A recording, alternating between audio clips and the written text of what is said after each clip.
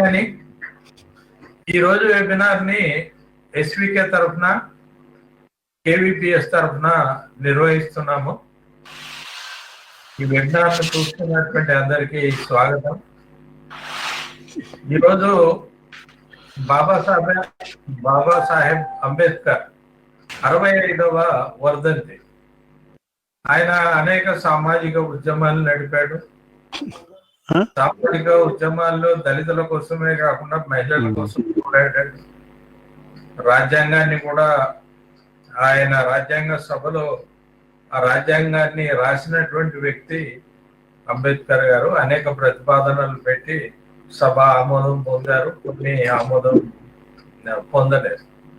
సరే, ఏమైనా ఒక రాజ్యాంగం అంటూ మనకు 1950 నుంచి అమల్లోకి వచ్చింది.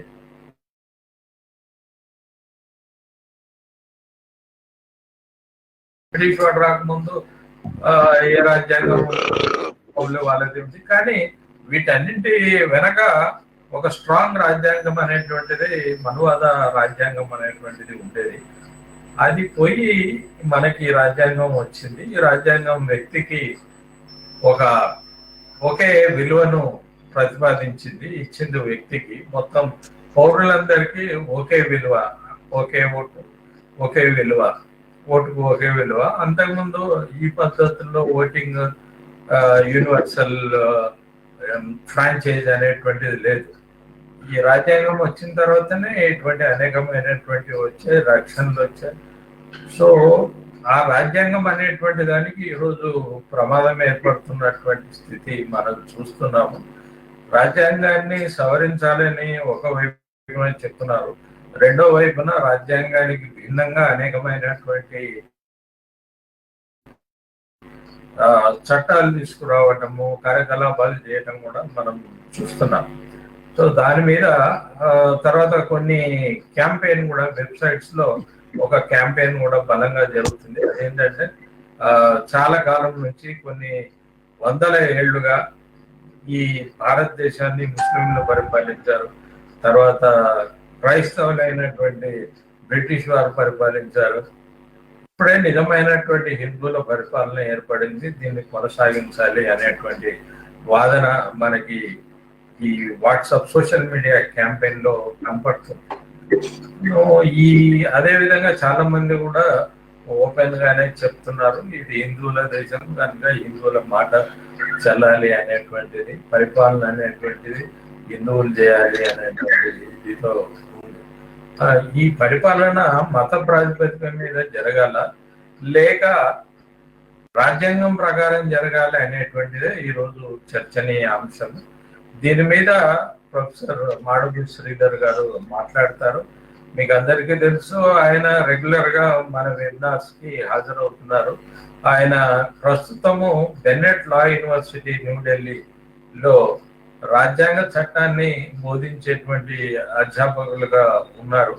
కనుక రాజ్యాంగము, దాని అంశాల మీద, దాని చట్టాలు, వీటన్నిటి మీద కూలంకషంగా తెలిసినటువంటి వ్యక్తి. ఆయన్ని ఈరోజు ఈ వెబినార్ కు ఆ దృష్ట్యాన్ని ఆహ్వానించాము. వారు ఇప్పుడు మాట్లాడతారు. ఆ తర్వాత చాలా మందికి ప్రశ్నలు, సందేహాలు రావచ్చు, స్పష్టత కోరవచ్చు. వాళ్ళంతా కూడా ఫేస్బుక్ లో చూస్తున్నటువంటి వాళ్ళు కామెంట్ లో వాళ్ళ అభిప్రాయాల్ని, ప్రశ్నల్ని తెలియజేస్తే వాటికి కూడా శ్రీధర్ గారు సమాధానం చెప్తారు. ఫైనల్ గా ఈ కార్యక్రమాన్ని ఈ వందన సమర్పణ చేసి కేవీపీఎస్ రాష్ట్ర ప్రధాన కార్యదర్శి స్కైలా బాబు వందన సమర్పణ చేసి ముగిస్తారు. ఇప్పుడు శ్రీధర్ గారిని ప్రసంగం ప్రారంభించాల్సిందిగా కోరుతున్నాను. అందరికీ నమస్కారం. వినయ్ గారికి, మిత్రులందరికీ నమస్కారం. సుందరయ్య విజ్ఞాన కేంద్రం నిర్వాహకులకి, ఈ కార్యక్రమాన్ని ఏర్పాటు చేసిన సంస్థలకి, ప్రసారం చేస్తున్న వారికి అందరికీ నమస్కారం, ధన్యవాదాలు. రీసౌండ్ వస్తుంది మాట్లాడుతుంటే. టెక్నికల్ టీం వాళ్ళు ఇప్పుడు పోయింది. ఇవాళ అంబేద్కర్ గారి వర్ధంతి. ఒక మహనీయుడు, ఒక మార్గదర్శి, క్రాంతదర్శి, భారత రాజ్యాంగ నిర్మాణంలో ఒక గొప్ప మూల స్తంభం. తర్వాత తన జీవితానుభవాల ఆధారంగా భారతదేశానికి ఎటువంటి రాజ్యాంగం ఉంటే బాగుంటుంది, ఎటువంటి పరిపాలన ఉంటే బాగుంటుంది, దేశ ప్రజలందరికీ ఒక స్ఫూర్తినిచ్చే, ఒక ఐక్యతనిచ్చే, ఒక సమగ్రతనిచ్చే ఒక పరిపాలన ఏ విధంగా ఉండాల్సిన అవసరం ఉంది అనే అంశాలను చాలా లోతుగా విస్తారంగా పరిశీలించిన తర్వాత రూపొందించిన రాజ్యాంగం ప్రకారము మనం ఇప్పటికి 70 సంవత్సరాల నుంచి మనం పరిపాలన సాగుతోంది. ఇప్పుడు మనని ఎవరు పరిపాలిస్తున్నారు అని అంటే మన రాజ్యాంగం పరిపాలిస్తుందని చెప్పుకోవాల్సిందే. ఒక వ్యవస్థ, మనుషులు ఫలానా పదవుల్లో ఉన్నప్పటికీ ఒక వ్యవస్థ ప్రజలను నడిపించడం, ప్రజాపాలనను నడిపించడం అనేది ప్రధానమైన విషయం. ఆ వ్యవస్థను రూపకల్పన చేసిన మహనీయుడు అంబేద్కర్. కనుక మనం అంబేద్కర్ నివాళులు అర్పిస్తూ ఇవాల్టి మన చర్చనీయాంశంలోకి వెళ్దాం. ఎవరు మనని పరిపాలించాలి అంటే వ్యక్తిగతంగానా సామాజికంగానా అనే ప్రశ్న వస్తుంది. వ్యక్తిగతంగా మీ కుటుంబము, మీ కుటుంబ సంస్కృతి, మీ కుటుంబం అనుసరిస్తున్న విశ్వాసాలు, మీరు సాగించిన ఇన్నాళ్ళు తరతరాలుగా సాగించిన వ్యవహారాలు, మీ ఆలోచన రీతిని తీర్చిదిద్దిన వాతావరణం, ఇవి మిమ్మల్ని నడుపుతాయి. నిన్ను కానీ నన్ను కానీ ఎవరిని కానీ నడుపుతాయి. అది వ్యక్తిగతం, కుటుంబగతం, లేదా మీరు జీవిస్తున్న కులానికి సంబంధించింది. కులాన్ని మనం సామాజిక వర్గంగా తీసుకుంటే ఆ కులంలో ఉండే కొన్ని సాంప్రదాయాలకు అనుగుణంగా మీరు కుటుంబ జీవనాన్ని తీర్చిదిద్దుకుంటూ ఉంటారు, మార్పులు చేస్తూ ఉంటారు, మార్పులు వస్తూ ఉంటాయి. అంటే ఇక్కడ కులవాదాన్ని సమర్థించడం అని నేను చెప్పట్లేదు, ఎట్లా జరుగుతుంది అని చెప్తున్నా.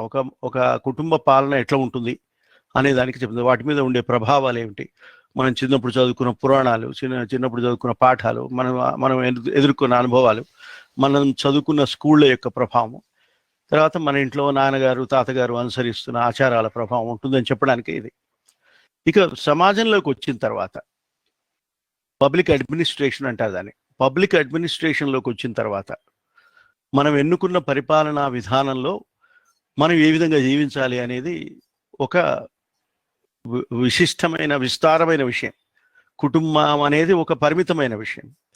సార్వజనీయమైన సామాజిక లక్ష్యాలను ఏ విధంగా మనం సాధించాలి అనేది మనం వేరే విడిగా ఒక సమాజంలో కూర్చుని మన పర్సనల్ ఇష్టాయిష్టాలకు అతీతంగా వాటిని ఆలోచించాల్సి ఉంటుంది. అప్పుడు మనకి మనది ఏ రకమైన పరిపాలన, అందులో ఏ విధమైన ప్రజాస్వామ్యం అనుకుంటే ఏ ప్రజాస్వామ్యం, ఏ రకమైన ప్రజాస్వామ్యం, అందులో కేంద్రం రాష్ట్రాలు ఉన్నప్పుడు వారి మధ్య సంబంధాలు ఏ విధంగా ఉండాలి, ప్రజలందరితో ప్రభుత్వంతో ఏ విధమైన సంబంధం పెట్టుకోవాలి వాళ్ళు అనేది మనం చర్చించుకోవడానికే రాజ్యాంగం. ఈ రాజ్యాంగం ఏం చెప్తుంది అంటే ఆ ప్రియాంబుల్ మనంతా చదువుకున్నాం. ఈ రాజ్యాంగం ఎవరిచ్చారు? మనందరికీ ఒక అపోహ ఉంది. ఎవరు రాసినప్పటికీ, మన అంబేద్కర్ గారే రాసినప్పటికీ, అంబేద్కర్ గారే డ్రాఫ్టింగ్ కమిటీ చైర్మన్ అయినప్పటికీ, ఇది ఒకరు రాయడానికి ఇది ఒక కావ్యం కాదు, కవిత కాదు, నవల కాదు, పురాణం కాదు. ఇది ఒక పాలనా విధానానికి ఒక రూపకల్పన. ఇది పుస్తకం కాదు, దయచేసి అది రాజ్యాంగం అనేది ఒక పుస్తకం కాదు. రాజ్యాంగం అనేది ఒక వ్యవస్థ నిర్మాణానికి ఒక బ్లూ ప్రింట్, ఒక ప్లాన్, ఒక సిస్టమ్, ఒక వ్యవస్థ. ఈ వ్యవస్థ ఈ విధంగా ఉంటే బాగుంటుంది అని చెప్పే ఒక సూత్ర గ్రంథం. ఇది రామాయణంతోటో భారతంతోటో పోల్చాల్సింది కాదు. రాముడో లేదా ఇంకెవరో రాజు పరిపాలించిన వ్యవస్థతో పోల్చాల్సింది కూడా కాదు. ఒకవేళ ఏదైనా పోలిక ఎవరితోటన్నా చేయాలనంటే ఇదివరకు ఉన్న రాజ్య వ్యవస్థ ఎట్లా ఉంది అనేదా, అప్పటి రాజ్యాంగాలు ఎట్లా ఉన్నాయి అనేది పోల్చాలంటే రాజ్య వ్యవస్థ గురించి పోల్చుకునే అవకాశం ఉంటే ఉంటుంది. కానీ ఆ పుస్తకాలు వేరు, పురాణాలు వేరు. కొందరు అంటారు ఇట్ ఇస్ సేక్రెడ్ బుక్ అంటారు. Correct, I agree that it is a sacred book. రాజ్యాంగం ఒక సేక్రెడ్ బుక్. సేక్రెడ్ బుక్ అంటే ఏమిటి? మనకు క్రిస్టియానిటీలో బైబిల్, మన హిందూ మతంలో భగవద్గీత, ముస్లిం ఊళ్ళకైతేనేమో మనం ఖురాన్లో మనకు సీక్రెట్ గ్రంథాలు అంటారు. అయితే ఏమిటంటే ఒక సామ్యత అక్కడ ఎందుకంటే మనం గౌరవించాల్సిందా అవసరం ఉంది అని చెప్పేంత వరకే. అది చెప్పేది వేరు, ఇది కూడా చెప్పేది వేరు. ఉదాహరణకు భగవద్గీత ముక్తి మార్గం చెప్తుంది, సంతోష మార్గం చెప్తుంది, జగదానంద మార్గం చెప్తుంది, అందరితో ఏ విధంగా ఉండాలో చెప్తుంది, కుటుంబంలో కానీ మిగతా వాళ్ళతో. నన్ను అడిగితే భూతదయ చెప్తుంది, అంటే అన్ని జీవాల పట్ల ప్రేమ ఉండాలని చెబుతుంది. అన్ని జీవులలో ఒక ఆత్మ ఉంది, అది ఆత్మ ఈజ్ కామన్ ఫర్ ఆల్ అని చెప్తుంది. సర్వ సమానత ఉంది అందులో, ఆ ఫిలాసఫీలో సర్వ సమానత ఉంది అనేది వదిలిపెట్టి మనం వేరే పట్టుకుంటాం, అది వేరే విషయం. అది మనం ఎట్లా దాన్ని ఇది చేసుకుంటున్నాం అనేది ఒక విషయం. అయితే ఒక సర్వ సమానత అయితే ఉంది. చెట్లు, పుట్లు, జీవులు, జీవరాశులు, మనుషులంతా మాత్రమే కాదు, మిగతా జీవరాశి అంతా ఒకటే అనే ఒక ప్రొఫౌండ్ ఫిలాసఫీ ఉంది. But how do we translate it into reality? అది ఇండివిజువల్ రియలైజేషన్కి పనికొచ్చే కొన్ని మార్గాలు చెప్తుంది అది. అందుకనే అది వ్యక్తిగతం, అందుకనే అది కుటుంబగతం, అందుకని మనం అనుసరించే ఒకనొక విధానానికి పరిమితమైన విషయం అది. ఇక్కడికి వచ్చేసరికి, పరిపాలన అనేసరికి చాలా మంది ఉంటారు, నీ సిద్ధాంతాన్ని అనుసరించని వాళ్ళు ఉంటారు, అసలు నమ్మని వాళ్ళు ఉంటారు, నాస్తికులు ఉంటారు, ఆస్తికులు ఉంటారు, ఆస్తికుల్లో రకరకాల వాళ్ళు ఉంటారు, అసలు మీ విధానంతో సంబంధం లేని వాళ్ళు ఉంటారు, ఏది ఒప్పుకోకుండా అప్పుడే వచ్చిన వాడు ఒక ఆయన ఉంటాడు, సమాజంలోకి వచ్చి ఉంటాడు. వాళ్ళని ఏ విధంగా మనం పరిపాలించాలి, వాళ్ళతో ఏ విధమైన సంబంధాలు పెట్టుకోవాలి అనేది పూర్తిగా ఒక విభిన్నమైన సామాజిక ధోరణి అది, పరిపాలనా ధోరణి అది, ఒక వ్యవస్థకు సంబంధించిన విషయం. అందరికీ అన్ని ప్రకృతి మనకిచ్చే అన్ని రకాల వనరులను అందరికీ సమానంగా పంచుతూ, ఎవరూ ఆకలికి గురి కాకుండా, పేదరికానికి బలి కాకుండా అందరూ సమానంగా జీవించడానికి ఏం చేయాలి అనేది, నీకు అధికారం వస్తుందా, నాకు అధికారం వస్తుందా అనేది దాంట్లో ఉండదు. ఈ అధికారం ఒక చేతిలో గుమికూడి, ఒక గుప్పిట్లో గుమికూడిన అధికారం, రాజరిక వ్యవస్థలో రాజుల గుప్పిట్లో గుమికూడిన అధికారాన్ని ఏ విధంగా విభజించి విస్తరించి అదుపులో పెట్టి మెడలు వంచి అనే ఎక్స్ప్రెషన్ వాడుతుంటాం మనం. మెడలు వంచడం అంటే ఏంటి?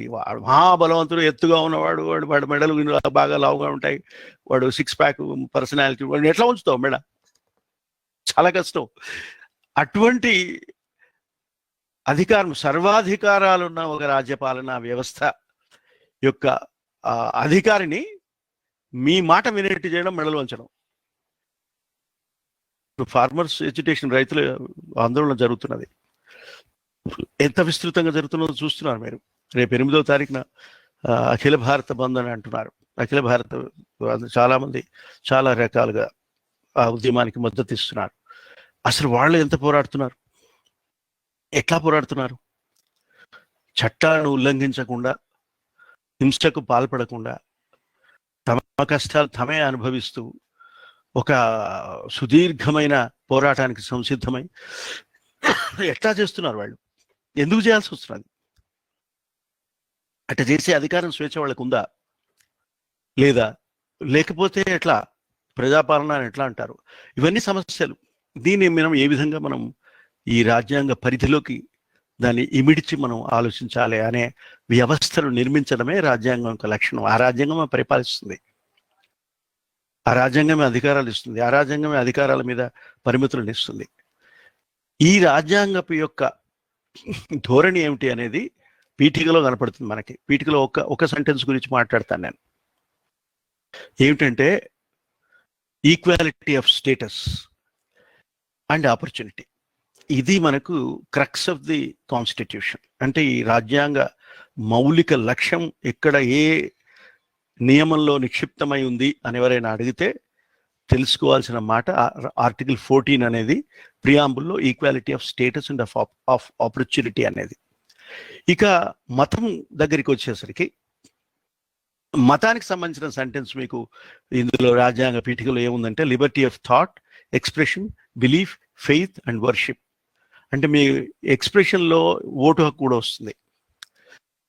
లిబర్టీ ఆఫ్ థాట్లో మీ ఆలోచనలను తీర్చిదిద్దడం కూడా వస్తుంది, మీ భావాన్ని వ్యక్తీకరించడం కూడా వస్తుంది, మీ నమ్మకాలు, మతపరమైన నమ్మకాలు కూడా వస్తాయి, మీ విశ్వాసాలు కూడా వస్తాయి, సిద్ధాంతాలు, మీరు ఏ సిద్ధాంతాన్ని అనుసరిస్తారు, అనుసరించిన తర్వాత ఏ విధమైన నమ్మకాలతో ఉంటారు, ఆ నమ్మకాలతో ఉన్న తర్వాత ఎవరిని మీరు పూజించదలుచుకున్నారు. కొందరు వాళ్ళ నాన్నగారు ఫోటో పెట్టుకుని పూజిస్తారు, నువ్వు కాదనగలవా? వాళ్ళ అమ్మగారు చాలా ఇన్ఫ్లుయెన్స్ చేసి ఉంటే అమ్మగారి ఫోటో పెట్టుకుని రోజు ఒక అగరొత్తి వెలిగించి, ఒక దీపం వెలిగించి, మీరు తినే భోజనం చేసే ముందు అమ్మకు కూడా కాస్త అన్నం పెట్టినట్టుగా భావించి తీసుకుంటారు. దీన్నే పూజ అంటారు. పూజ అంటే ఏంటి? ఇదే పూజ. మనం చేస్తున్న పనులకు వారికి కూడా నివేదించి మనం చేయాలని అనుకునే ఒక గౌరవనీయమైన ప్రక్రియ. ఈ స్వాతంత్రం ఉందా అంటే ఉంది.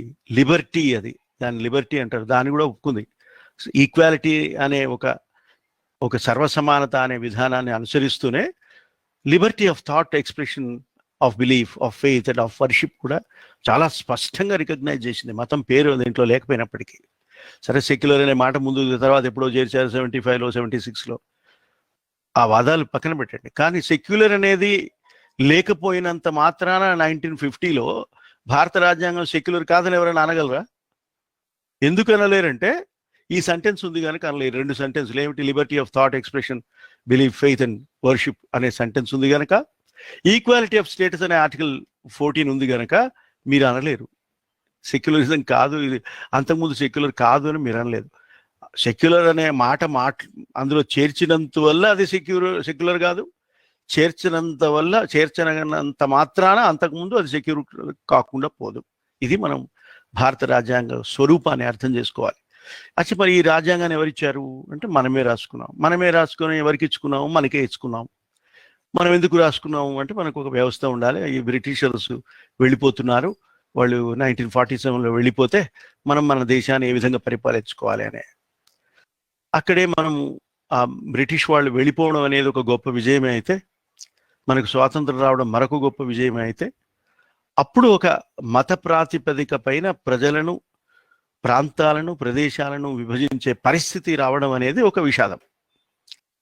అది బ్రిటిష్ వాళ్ళు చేశారా, మనం చేశామా, ఇంకెవరైనా చేశారా ఇది అంటే దానికి జవాబులు ఉండవు. చరిత్రలు ఏ విధంగా అన్వయించినప్పటికీ ఫలితం ఇది జరిగింది. ఇది 1947లో జరిగింది.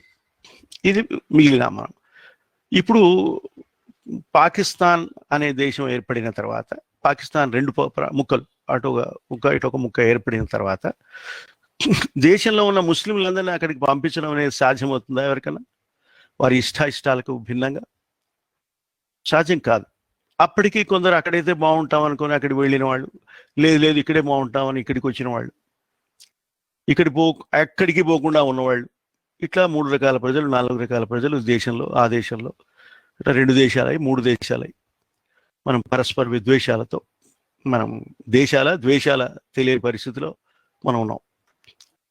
ఇప్పుడు మనకి ఇష్టం ఉన్నా లేకపోయినా ఈ దేశంలో రకరకాల మతాలు ఉన్నాయి, రకరకాల కులాలు ఉన్నాయి, రకరకాల భాషలు ఉన్నాయి, రకరకాల యాసలు ఉన్నాయి. యాస కూడా గొప్పదే కదండి. యాస కోసమేగా తెలంగాణ యాసా ద్వేషంతోటే కదా విడిపోయింది, భాషా ద్వేషం కాకపోయినా. మిగతా ఏ దేశాలు భాషా ద్వేషాలు ఉండి వాళ్ళకి ఏదో గొడవలు ఇస్తే అది వేరే విషయం. కానీ మనం ఒకే భాష అయినప్పటికీ ఒక యాసని గౌరవించకపోవడం, ఇదేదో ఐడెంటిటీ ఇష్యూగా మారిపోవడం, అస్తిత్వ సమస్య కావడం, తర్వాత బలహీనత కావడం, వెనుకబడితనంగా మారిపోవడం, రాజ్యాంగం ఆధారంగా విడిపోవాలని అనుకోవడం, విడిపోవడం, ఇదంతా జరగడానికి కూడా అదే కారణం. ఇది కూడా సమానతా సూత్రమే. ఈ 10 జిల్లాల వారి భాషని 13 జిల్లాల వారి భాషతో సమానంగా చూడకపోవడం వల్ల ఈ 10 జిల్లాలకు గౌరవం ఉండే, ఈ భాషకు గౌరవం ఉండే ఒక స్వయం పాలిత ప్రాంతం ఉండాలి అనే ఒక అభిలాషకి, ఒక ఆకాంక్షకి రూపం ఇచ్చే అవకాశం ఆర్టికల్ 3 అండ్ ఆర్టికల్ 4లో స్పష్టంగా పేర్కొన్నారు. అది ఎందుకు పేర్కొన్నారు? సమానత నుంచి వచ్చిన సూత్రమే. అది కూడా సమానతా సూత్రానికి అనుబంధమైన సూత్రాలు. ఇప్పుడు మన దగ్గర కుల వ్యవస్థ మనము లేదు, ఉండకూడదు, దాన్ని వ్యతిరేకించాలి, కులాన్ని నిర్మించాలి అన్నీ అనుకున్నాం, బాగానే ఉంది. ఎందుకు అనుకున్నామంటే కులం వల్ల అసమానతలు వస్తున్నాయి కనుక. అప్పుడు ఈ అసమానతని తొలగించడానికి ఆర్టికల్ 14లో మనం రాసుకున్న సర్వసమానత లక్ష్యాన్ని సాధించడానికి ఏం చేస్తే బాగుంటుంది అంటే, అందులోనే ఒక పాయింట్ ఉంది, equality of status and equality of opportunity అని ఉంది. కనుక ఈక్వాలిటీ సూత్రానికి రిజర్వేషన్ ఎక్సెప్షన్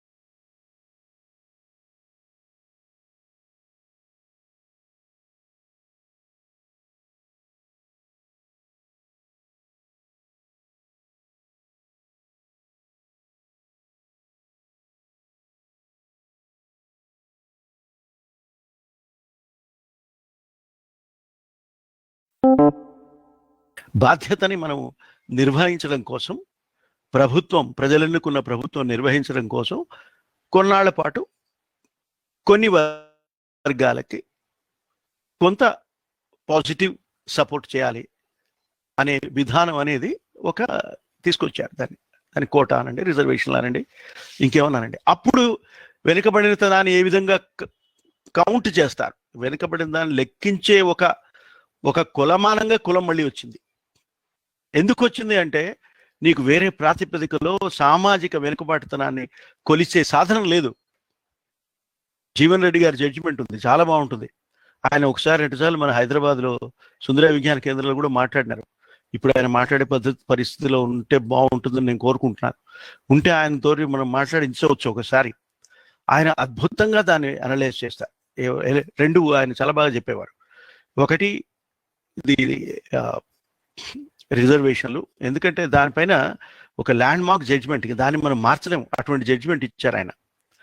అదొకటి. తర్వాత ఎలక్టోరల్ రిఫార్మ్స్ మీద కూడా ఆయన చాలా గొప్పగా జడ్జిమెంట్ ఇచ్చాడు, అదొకటి. ఇంకొకటి ఈ ప్రైవసీ అనే గొడవ అంతా జరుగుతున్నది కదా, ఈ ప్రైవసీ, మాధ్యమాల హక్కులు, పత్రికల హక్కులు, వాటి గురించి కూడా ఒక అద్భుతమైన తీర్పు చెప్పారు. ఈ 3 ఆయనని. ఇంకొకటి కూడా చెప్పాలి నేను. ఇంకొకటి ఏమన్నారంటే ఈ ఎయిర్ వేవ్స్ అంటే ఈ టీవీ సిగ్నల్స్ని తీసుకువెళ్ళే తరంగాలు ఎవరివి? నువ్వేదో ఇద్దరు ఒప్పందం చేసుకుని డబ్బులు పంచుకోవడానికి పెట్టుకుంటే ఒప్పందం చేసుకుంటే మీదవుతుందా? కాదు, ఇది దేశానిది, సమాజానిది, జాతిది, తరతరాలది అని తీర్పు చెప్పినాడు. దానివల్లనే మీకు ఈ రకరకాల ఇంటర్నెట్ ఈక్వాలిటీ లెజిస్లేషన్స్ ఇవాళ సాధ్యమైనాయి. ల్యాండ్ మార్క్ ఆర్డర్స్ ఇచ్చినాడు ఆయన. ఇటువంటి చాలా కాన్స్టిట్యూషన్ని నిలబెట్టే అద్భుతమైన తీర్పులు ఇచ్చినారు జీవన్ రెడ్డి గారు. వారికి ధన్యవాదాలు చెప్పుకోవాలి మనమంతా. అయితే అదే equality of status, equality of opportunity అనేది ప్రాంతానికి, భాషలు మాట్లాడే వాళ్ళకి, యాసలు మాట్లాడే వాళ్ళకి, లింగ్విస్టిక్ మైనారిటీస్ అంటాం ఇంగ్లీష్లో, తర్వాత రిలీజియస్ మైనారిటీస్ కూడా ఇవ్వాలి. వాడెవడో ఒక బహాయి మతం, వాళ్ళు నమ్మినది వాళ్ళు, మనం ఏం చేస్తాం? నీకు నమ్మకం, నీకు తెలియదు, నువ్వు నమ్మవు, పోని నిన్నెవరు అడగట్లేదు దాని గురించి. వాళ్ళు నమ్ముతున్నారు, వాడు గుడి కట్టుకుంటే నీ ముళ్ళేమైంది, కట్టుకొని ఇవ్వాలి. అందులో వారి ఇష్టమైన రీతిలో వారు జీవించే విధానాన్ని మనం అనుమతించే వ్యవస్థ ఉండడమే సెక్యులరిజం, ఇంకేదో కాదు సెక్యులరిజం అంటే. అట్లా ఈ భారత రాజ్యాంగ పీఠిక ఒక సమజీవనానికి సంబంధించిన ఒక సందేశాన్ని, ఒక లక్ష్యాన్ని నిర్దేశించిన ఒక గొప్ప లక్ష్య పత్రం. It's a pledge, it's a declaration of intention, it's our goal and it is summary of the constitution. రాజ్యాంగ సారాంశము, రాజ్యాంగ లక్ష్యము, రాజ్యాంగ ఉద్దేశ్యము, రాజ్యాంగ ప్రకటన, రాజ్యాంగ ప్రమాణము, ఇది ఇన్నున్నాయి ఇందులో. మళ్ళీ ఎవరిచ్చారు, ఎవరికి ఇచ్చారు, ఎప్పుడు ఇచ్చారు అనే వివరం కూడా అందులో ఉంది. ఎంతగా బాగా కూర్చారండి ఇది. It's a fantastic declaration, documentation of constitutional philosophy of India. చాలా గొప్ప ఇది మనల్ని పరిపాలించాలి. ఇవాళ మన టాపిక్ ఏంటి? ఎవరు పరిపాలించాలి మనని? ఎవరు పరిపాలించాలంటే ఇది పరిపాలించాలి. ఇప్పుడు మన మున్సిపల్ ఎలక్షన్స్ వచ్చి భారతీయ జనతా పార్టీకి అద్భుతమైన విజయం ముందుకు వెళ్ళింది. ఆఫ్ కోర్స్ పరిపాలనలోకి రాకపోయినప్పటికీ 150 సీట్లని ముగ్గురు పంచుకున్నారు, దాదాపు సమానంగా ముగ్గురు పంచుకున్నారు, TRS, BJP and MIM party. ఇప్పుడు ఎవరు పరిపాలిస్తారు ఈ హైదరాబాద్ మహానగరాన్ని? 2 మతాలు పరిపాలిస్తాయి. 2 మతాలు, ఒక మతం కాదు. I don't have a complaint against one religion, I have complaint against 2 religions. That is the problem today. ఒకరికి ఒకరు మద్దతు చేసుకొని ఇద్దరు నిలబడిన ఒక విచిత్రమైన రాజకీయ ఫినామినంలో ఉన్నాం మనం ఈ దేశంలో ఇవాళ. ఒకరికి ఒకరు మద్దతు చేసుకుంటారు, వాళ్ళు శత్రువుల్లాగా మనం మాట్లాడుకుంటూ ఉంటాం. వాళ్ళు రాజకీయంగా మిత్రులు, రాజకీయంగా ఒకే విధానాన్ని అనుసరిస్తున్న శక్తులు వాళ్ళు, వ్యక్తులు వాళ్ళు. వాళ్ళ మధ్య లోపాయికారి ఒప్పందాలు ఉన్నాయా లేదా నేను ఇన్వెస్టిగేట్ చేసి ఇప్పుడు మీ ముందుకు చెప్పలేను నేను. కానీ ఒకరికొకరు ఉపయోగపడతారని వాళ్ళకి తెలుసు, ఒకరినొకరు ఉపయోగించుకుంటున్నారని కూడా వాళ్ళకి తెలుసు. తెలియంది మీకు నాకే. మనం అమాయకంగా వీరు వారితో పోరాడుతున్నారని, వారు వీరిని రక్షిస్తున్నారని, ఎవరికి వారు ఆ మతాన్ని ఉద్ధరిస్తున్నారని మనం అనుకుంటున్నాం. ఎవరు ఉద్ధరిస్తున్నారు మతాన్ని? వరుసగా పాత బస్తీలో ఎన్ని రకాలుగా మనం ఎన్నిసార్లు ప్రజలు ఓటేసి అభిమానించి తరతరాలుగా ఆ కుటుంబాన్ని ఆ పార్టీని గెలిపిస్తున్నప్పుడు మరి ఆ ప్రాంతం ఎందుకంత వెనుకబడినది ప్రశ్న. మరి 6 ఏళ్లుగా హిందూ మతవాదంతో గెలిచిన బీజేపీ 6 ఏళ్లుగా పరిపాలిస్తున్నది. మనం ఏం విజయాలు సాధించడం అనేది చూసుకోవాల్సిన అవసరం లేదా? మన రాజ్యాంగం ప్రకారము, రాజ్యాంగ లక్ష్యాలు నిర్దేశించిన ఆదేశిక సూత్రాల ప్రకారం మనల్ని పరిపాలిస్తుంటే నాకు ఏ మతమైనా నాకు అభ్యంతరం లేదు. వాడు హిందూ అయినా, ఇంకా ఓవైసీ అయినా, ఎక్కడైతే ఓవైసీ అయినా, బండి సంజయ్ గారైనా మాకు అక్కరే లేదు. వారి మతంతో నాకు పనే లేదు. రూల్ అకార్డింగ్ టు కాన్స్టిట్యూషన్ అని మేము అడుగుతున్నాం. అడగాలి మనం, మన బాధ్యత అది. ఎందుకంటే అందరూ సమానమే అని చెప్తుంది కనుక. మీ మతాల్లో కూడా అందరు సమానమైన చెప్తే పోనీ అదనే పాటించండి. మీరు అందరు సమానమని చెప్పకపోతే మార్చుకోండి, చెప్తే సంతోషించండి. అదే రాజ్యాంగం చెప్తున్నది. ఇంకేం కావాలి మీకు? Why do you hate? ఈ రాజ్యాంగాన్ని అనుసరించే వాళ్ళు మతాన్ని ద్వేషించాల్సిన పని లేదు, మతాన్ని అనుసరించే వాళ్ళు రాజ్యాంగాన్ని ద్వేషించే పని కూడా లేదు. ఎందుకు నువ్వు సెక్యులర్ అనే దాన్ని ద్వేషిస్తావు? ద్వేషించడానికి అవసరమే లేదు నీకు. ఏం చెప్తావు సెక్యులరిజం? నువ్వెందుకు మరి అప్పుడు అబ్దుల్ కలాంని నువ్వు రాష్ట్రపతిగా ఎందుకు మీరు సమర్థించారు? మరి అప్పుడు మీకు సెక్యులరిజం అనే ఒక విధానం పనికొచ్చింది కదా. సో దేశాన్ని, సమాజాన్ని పరిపాలించడానికి మతంతో పని లేదు, రాజ్యాంగంతో పనిది అనేది మనం గుర్తించాలి. ఒకవేళ మత లక్ష్యం, రాజ్యాంగ లక్ష్యం ఒకటే అయితే నో ప్రాబ్లం. ఒకటి కాకపోతే రాజ్యాంగాన్ని అనుసరించండి అనేది రాజ్యాంగం చెప్తున్నది. అది మీరు నేను అందరం ఒప్పుకున్నదే కదా. ఇవాళ అంబేద్కర్ జయంతిని బీజేపీ కూడా సెలబ్రేట్ చేసుకుంటుంది, అంబేద్కర్ వర్ధంతిని సెలబ్రేట్ చేస్తుంది. అంబేద్కర్ మహనీయుడని వాళ్ళు కూడా ఉపన్యాసాలు చెప్తారు, గాంధీ మహనీయుడని వాళ్ళు కూడా ఉపన్యాసాలు చెప్తారు. మరి ఎక్కడ తేడా ఉంది? ఎక్కడ మతం ఎందుకు పరిపాలించాలి మనని? మన రాజ్యమే ఎందుకు పరిపాలించదు? మన రాజ్యాంగం మనని ఎందుకు పరిపాలించదు? మా దగ్గర ఇంకొక చర్చ పెడతాం మేము మా క్లాసుల్లో, ఎవరు సుప్రీం ఈ దేశంలో అని పెడతాం. ఒక ఆయన అంటాడు, సార్ రాష్ట్రపతి కదా సార్, ఇంకా మళ్ళీ అడుగుతున్నారేమిటి సార్ మీరు? రాష్ట్రపతి సుప్రీం. రాష్ట్రపతి ఏం చేయగలడు వినయ్ కుమార్ గారికి తెలుసు. రాష్ట్రపతి ఏం చేయగలడు? ఏమి చేయలేడు. అక్కడ కూర్చుంటాడు ఆయన ఒక విగ్రహం లాగా, గుళ్ళో విగ్రహం లాగా కూర్చుంటాడు. నువ్వు వెళ్ళి ఏదైనా చెప్తే వింటాడు, చెప్పకపోతే ఊరుకుంటాడు. ఫలానా మీద సంతకం చేయాలంటే సార్ అంటే చేస్తాడు, వద్దంటే చేయడు. కేంద్ర మంత్రిమండలి ఏం చెప్తే అది చేస్తాడు, చెయ్యాలి అని రాజ్యాంగంలో ఉంది. You have to follow the cabinet advice అని ఉంది, చచ్చినట్టు ఫాలో కావాలి అంతే. అయితే ఒకసారి ఎమర్జెన్సీ ఆయన వచ్చినప్పుడు ఏమైందంటే ఒక విచిత్రం జరిగింది.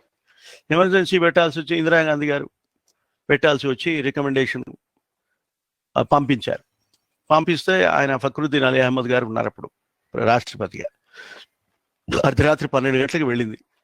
ఆయన చూస్తున్నాడు, చూసి ఇందులో ఏదో ఇంప్లికేషన్ ఉన్నట్టుంది, ఆ రాజ్యాంగం కాపీ పట్టుకురండి అన్నాడు పిఎస్ని. తెలుసా మీకు, బాగా చదువుకున్న ఒక పిఎస్ని పెడతారు, చాలా సమర్థుడైన మంచి రెప్యూటెడ్ అడ్మినిస్ట్రేటర్ని ఆయనకి సలహాదారుగా, సహాయకుడిగా పెడతారు మన రాజ్యాంగంలో. వారి జీతంతో ప్రభుత్వం వారికి జీతం ఇస్తుంది. వారు అక్కడ రాత్రి బౌళ్ళు ఎప్పుడైనా కాన్స్టెంట్గా ఆయనకి సహాయం చేస్తూ ఉండాలి. ఆయన అడిగాడు, అయ్యా మన రాజ్యాంగం తీసుకురండి, ఇండియన్ కాన్స్టిట్యూషన్ కాపీ తీసుకురండి చూద్దాం అంటే దొరకలేదు. అది టేబుల్ మీద ఉండాలి ఎప్పటికీ, రాష్ట్రపతి టేబుల్ మీద రాజ్యాంగం, ప్రధానమంత్రి టేబుల్ మీద ఉండాలి, ప్రతి ఎంపీ టేబుల్ మీద ఉండాలి. మొట్టమొదటి టేబుల్ మీద ఉండే ఒకే ఒక వస్తువు కంప్యూటర్ ఉంటే కంప్యూటర్ పక్కన రాజ్యాంగం ఉండాలి. లేదు. సరే వెతకమన్నాడు, వెతుకుతున్నారు. ఎంత దౌర్భాగ్యం అండి, వెతుకుతున్నారు. లైబ్రరీలో ఉందో ఎక్కడో ఉందో చూడాలి కదా పాపం, వెతుకుతూ ఉంటే ఇంతలో ఆయన ప్రత్యేక సహాయకుడు, ఇందిరాగాంధీ యొక్క ప్రత్యేక సహాయకుడు ఆర్కే ధావన్ గారు వచ్చారు.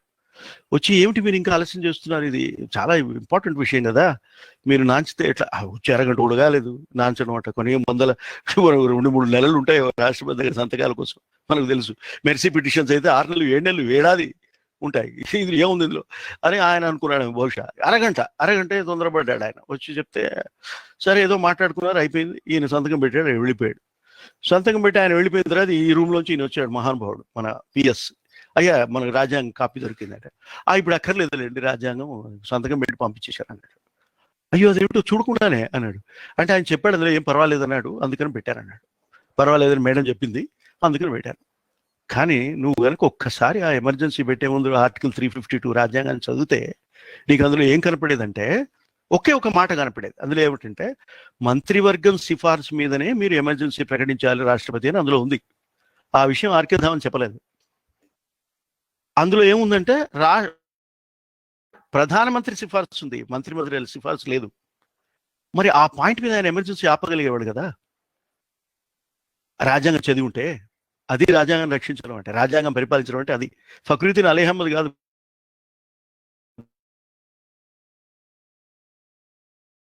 రాష్ట్రపతిగా ఉన్న ఒక వ్యక్తి రాజ్యాంగంలో నియమించిన 352 ప్రకారం వ్యవహరించాలి. అది రాజ్యాంగ పాలన అంటారు. రాష్ట్రపతి పాలన కూడా కాదు, అది రాజ్యాంగ పాలన అంటే అది. మీకు తెలుసో లేదో ఎమ్మెల్యేలకి, ఎంపీలకి, మంత్రులకి, ముఖ్యమంత్రులకి, ప్రధానమంత్రికి ప్రమాణాలు ఉన్నాయి. అందరికీ ప్రమాణాలు రాజ్యాంగంలో రాసినాయి. ఏమైనా ప్రమాణం చేయాలి. నా ఇష్టం వచ్చినట్టు నేను సినిమా డైలాగ్ రాసుకుని చెప్పేది లేదు అక్కడ. ఎవరెవరు ఏ విధంగా ఎమ్మెల్సీ ఏం చేయాలి, ఎమ్మెల్యే ఏ విధంగా ప్రమాణం చేయాలో రాసి ఉంది స్పష్టంగా మన భారత రాజ్యాంగంలో. అదే చేయాలి. చీఫ్ జస్టిస్ ఆఫ్ ఇండియా కూడా ప్రమాణం ఉంటుంది, జస్టిసెస్ కు ప్రమాణం ఉంటుంది. మేము కమిషనర్ అయినప్పుడు మాకు కూడా ఒక ప్రమాణం ఉంది, మేము కూడా రాజ్యాంగాన్ని అనుసరించాలని. అట్లా కొన్ని ఉన్నతమైన అధికార స్థానాల్లో ఉండి కీలకమైన నిర్ణయాలు తీసుకోవాల్సిన బాధ్యత కలిగిన వాళ్ళు ఏ విధంగా రాజ్యాంగ ప్రకారం వ్యవహరించాలనే ప్రమాణం రాజ్యాంగంలో ఉంది. రాష్ట్రపతికి ఏముందో తెలుసా? అందరికేమో రాజ్యాంగాన్ని చట్టం ద్వారా వ్యవస్థాపితమైన లేదా శాసనం ద్వారా వ్యవస్థాపితమైన భారత రాజ్యాంగాన్ని నేను అనుసరిస్తానని అంతఃకరణ శుద్ధిగా ప్రమాణం చేస్తానని అనాలి, అనుసరిస్తానని, విధేయుడుగా ఉంటానని అందరూ అనాలి. దాని రాష్ట్రపతి ఏమంటాడు తెలుసా? మన భారతదేశ రాజ్యాంగాన్ని రక్షిస్తానని ప్రమాణం చేస్తాడు. అది గుర్తుపెట్టుకోవాలి. ఆ ప్రమాణం వీళ్ళందరికీ నా ఉద్దేశం ఏంటంటే, మనం ఈ రాజకీయ నాయకులకి వీళ్ళందరికీ మనం ఒక సందేశం పంపాలి. సుందర విజ్ఞాన కేంద్రం లాంటి మంచి ఈ విజ్ఞాన సంస్థ కదా, మన పేరు విజ్ఞాన కేంద్రం కదా, మనం ఏం చేయాలంటే ఒక రాజ్యాంగం కాపీ, ఇంకొకటి ప్రమాణ పత్రం, ఎమ్మెల్సీగా లేదా ఎమ్మెల్యేగా ఎమ్మెల్యే గారు ఏం ప్రమాణం చేశారు అది ఒక ఫ్రేమ్ కట్టి, ప్రియాంబుల్ పక్కన ప్రమాణ పత్రం ఫ్రేమ్ కట్టి వారి ఫోటో దాని మీద పెట్టి, మనకు దొరికితే కనుక ప్రమాణం స్వీకారం చేస్తున్నప్పుడు ఫోటో ఉంటే ఆ ఫోటో దాని మీద పెట్టి వారికి గిఫ్ట్ ఇవ్వాలి. మనం గిఫ్ట్ ఇచ్చి, సార్ ఈ రెండు దయచేసి మీ టేబుల్ మీద పెట్టుకోండి, ఈ రాజ్యాంగం అప్పుడప్పుడు చదువుతూ ఉండండి, ఆ ఫోటో చూస్తూ ఉండండి, ఆ ఫోటో పక్కన ఈ ప్రమాణం గుర్తు చేసుకుంటూ ఉండండి అని చెప్పాలి. అప్పుడు కానీ ఈ రాజ్యాంగం వాళ్ళకి గుర్తుండదు. అప్పుడు కానీ ఏ పని చేయాలని, అవును ఇందులో ఏముందో చదువుదాం అని తీసి చదవరు అని నాకు అనిపిస్తుంది. ఇది ఒక చిన్న సలహా మధ్యలో ఆలోచనలో అట్లా వచ్చింది. అయితే అది చెప్తే అప్పుడు కానీ ఫక్రుద్దీన్ అలీ అహ్మద్ అప్పుడు కూడా 350 చూడలేదు. ఆయన చూసుంటే కనపడేది. మరునాడు 6 గంటలకి ఆకాశవాణి చెప్తుంది రాష్ట్రపతి గారు సంతకం చేసిన ఆర్డర్ ఏమిటో. ఎవరికి చెప్తోందంటే రాష్ట్రపతి గారికి చెప్తుంది. అంటే ఆయన అప్పుడు మీరు ఓహో ఇదా నేను 12 గంటలకి నేను సంతకం చేసింది ఇదా, ఈ ఉత్తర్వా అని నీకు నాకు ఎట్లా తెలిసిందో ఆయన కూడా అట్లనే తెలిసింది. ఇదా రాజ్యాంగ పాలన అంటే? దారుణం కదా. ఇది వ్యక్తి పాలన, ఇది వ్యక్తిగత పాలన. మత పాలన కన్నా వ్యక్తిగత పాలన దారుణం. అటువంటి పాలన. దీన్ని రాజ్యాంగాన్ని రక్షించడం అని అనరు. రాజ్యాంగాన్ని రక్షించాల్సిన బాధ్యత ఉన్న రాష్ట్రపతికి రాజ్యాంగం కాపీ దొరకకపోతే భద్రంగా ఒక బీరువాలో ఉంటే అది రాజ్యాంగ రక్షణ కాదు కదా.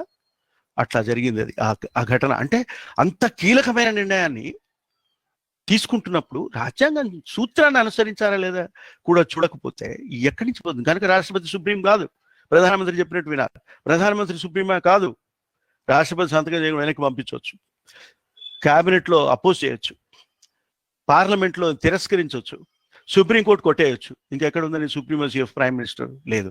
పోనీ స్పీకరా? కాదు. రాజ్యసభ చైర్మనా? కాదు. మరి సుప్రీంకోర్టు ప్రధాన న్యాయమూర్తి? కాదు. ప్రధాన న్యాయమూర్తి ఒక్కరు ఏం చేయగలుగుతాడు? ఏం చేయలేడు ఆయన. పోనీ భారత సర్వసైన్యాధ్యక్షుడైన రాష్ట్రపతి? పోనీ రాష్ట్రపతి కాకపోయినా ఫీల్డ్లో పోరాడే భారత సర్వసైన్యాధ్యక్షుడా? కాదు. వీళ్ళందరూ ఒక నియమాల ప్రకారం పనిచేయాలి. ఆ నియమాలని ఇందులో ఉన్నాయి. దీన్నే రాజ్యాంగపు సుప్రీమసీ అంటారు.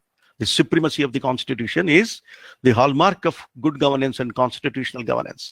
Supremacy of Constitution అంటే ఏంటండి? మళ్ళీ అంటే ఇది కాన్స్టిట్యూషన్ ఇస్ లా. ఈ లా పరిపాలించడం రూల్ ఆఫ్ లా. అంటే ఈ లా రూల్ అంటే ఇక్కడ administration. When law administers the nation, it is rule of law. దాని అర్థం రూల్ ఆఫ్ లా అంటే అర్థం, మన అర్థం తెలియకుండా అందరూ మాట్లాడుతారు. రూల్ ఆఫ్ లా అంటే లాలో ఉన్న రూల్ అనుకుంటారు. కాదు, లా పరిపాలించడం రూల్ ఆఫ్ లా అంటే. సో అటువంటి రూల్ ఆఫ్ లా ఉండాలి అని రాజ్యాంగం చెప్తుంది. ఆ రాజ్యాంగం ఇప్పటి వరకు అయితే దాంట్లో నువ్వు తప్పు పట్టేది ఏం లేదు కదా. నువ్వు సవరించుకోవడం అనేది తప్పులు కాదు. అది సవరించుకోవడము 100 సార్లు సవరించుకున్నారంటే 100 సార్లు ఫెసిలిటేట్ చేసుకున్నావు. నువ్వు నీ అధికారాన్ని ఫెసిలిటేట్ చేసుకుని దాన్ని రియలైజ్ చేయడం కోసం వివరాలు రాసుకున్నావు అంతే. రాజ్యాంగాన్ని మార్చుకోలేను, పెద్దగా మార్చుకోలేను. అక్కడక్కడ 4 రోజుల 3 రోజుల 10 ఏళ్ళు ఉంటుందా 20 ఏళ్ళు ఉంటుందా ఇటువంటి మార్పులు, కొన్ని అఫ్ కోర్స్ కొన్ని సబ్స్టాన్షియల్ మార్పులు తీసుకొచ్చావే కానీ మౌలికంగా రాజ్యాంగ స్వరూపాన్ని అయితే నువ్వు మార్చుకోలేదు కదా. మార్చుకోవడానికి వీలున్నప్పటికీ మార్చుకోలేదు కదా.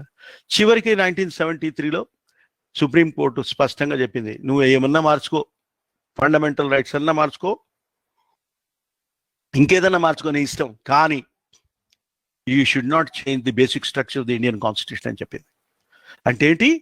పార్లమెంటుకు రాజ్యాంగమే ఇచ్చిన అధికారంలో రాజ్యాంగంలో లేని ఒక ఆంక్షని, పరిమితిని, రాజ్యాంగ అన్ని నియమాలను మీరు ఒకసారి సమగ్రంగా సమీక్షిస్తే కనపడుతుంది అంతర్లీనంగా ఒక పరిమితి అని అంటూ ఆ పరిమితిని మౌలిక స్వరూప సిద్ధాంత పరిమితి అని చెప్పింది సుప్రీంకోర్టు.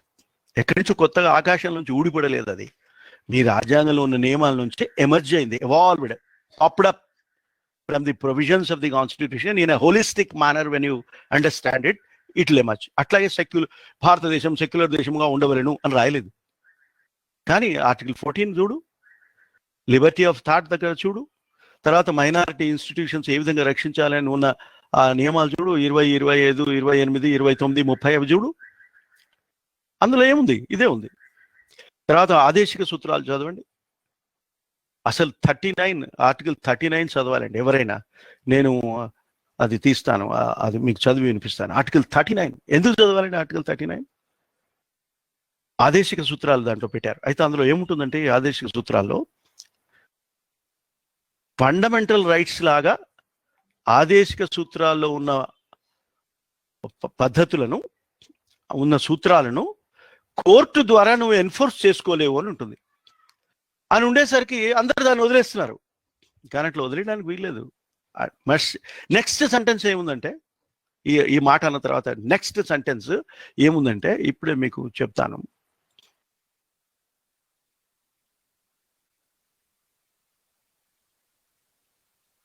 నెక్స్ట్ సెంటెన్స్ ఏముందంటే, the directive principles of state policy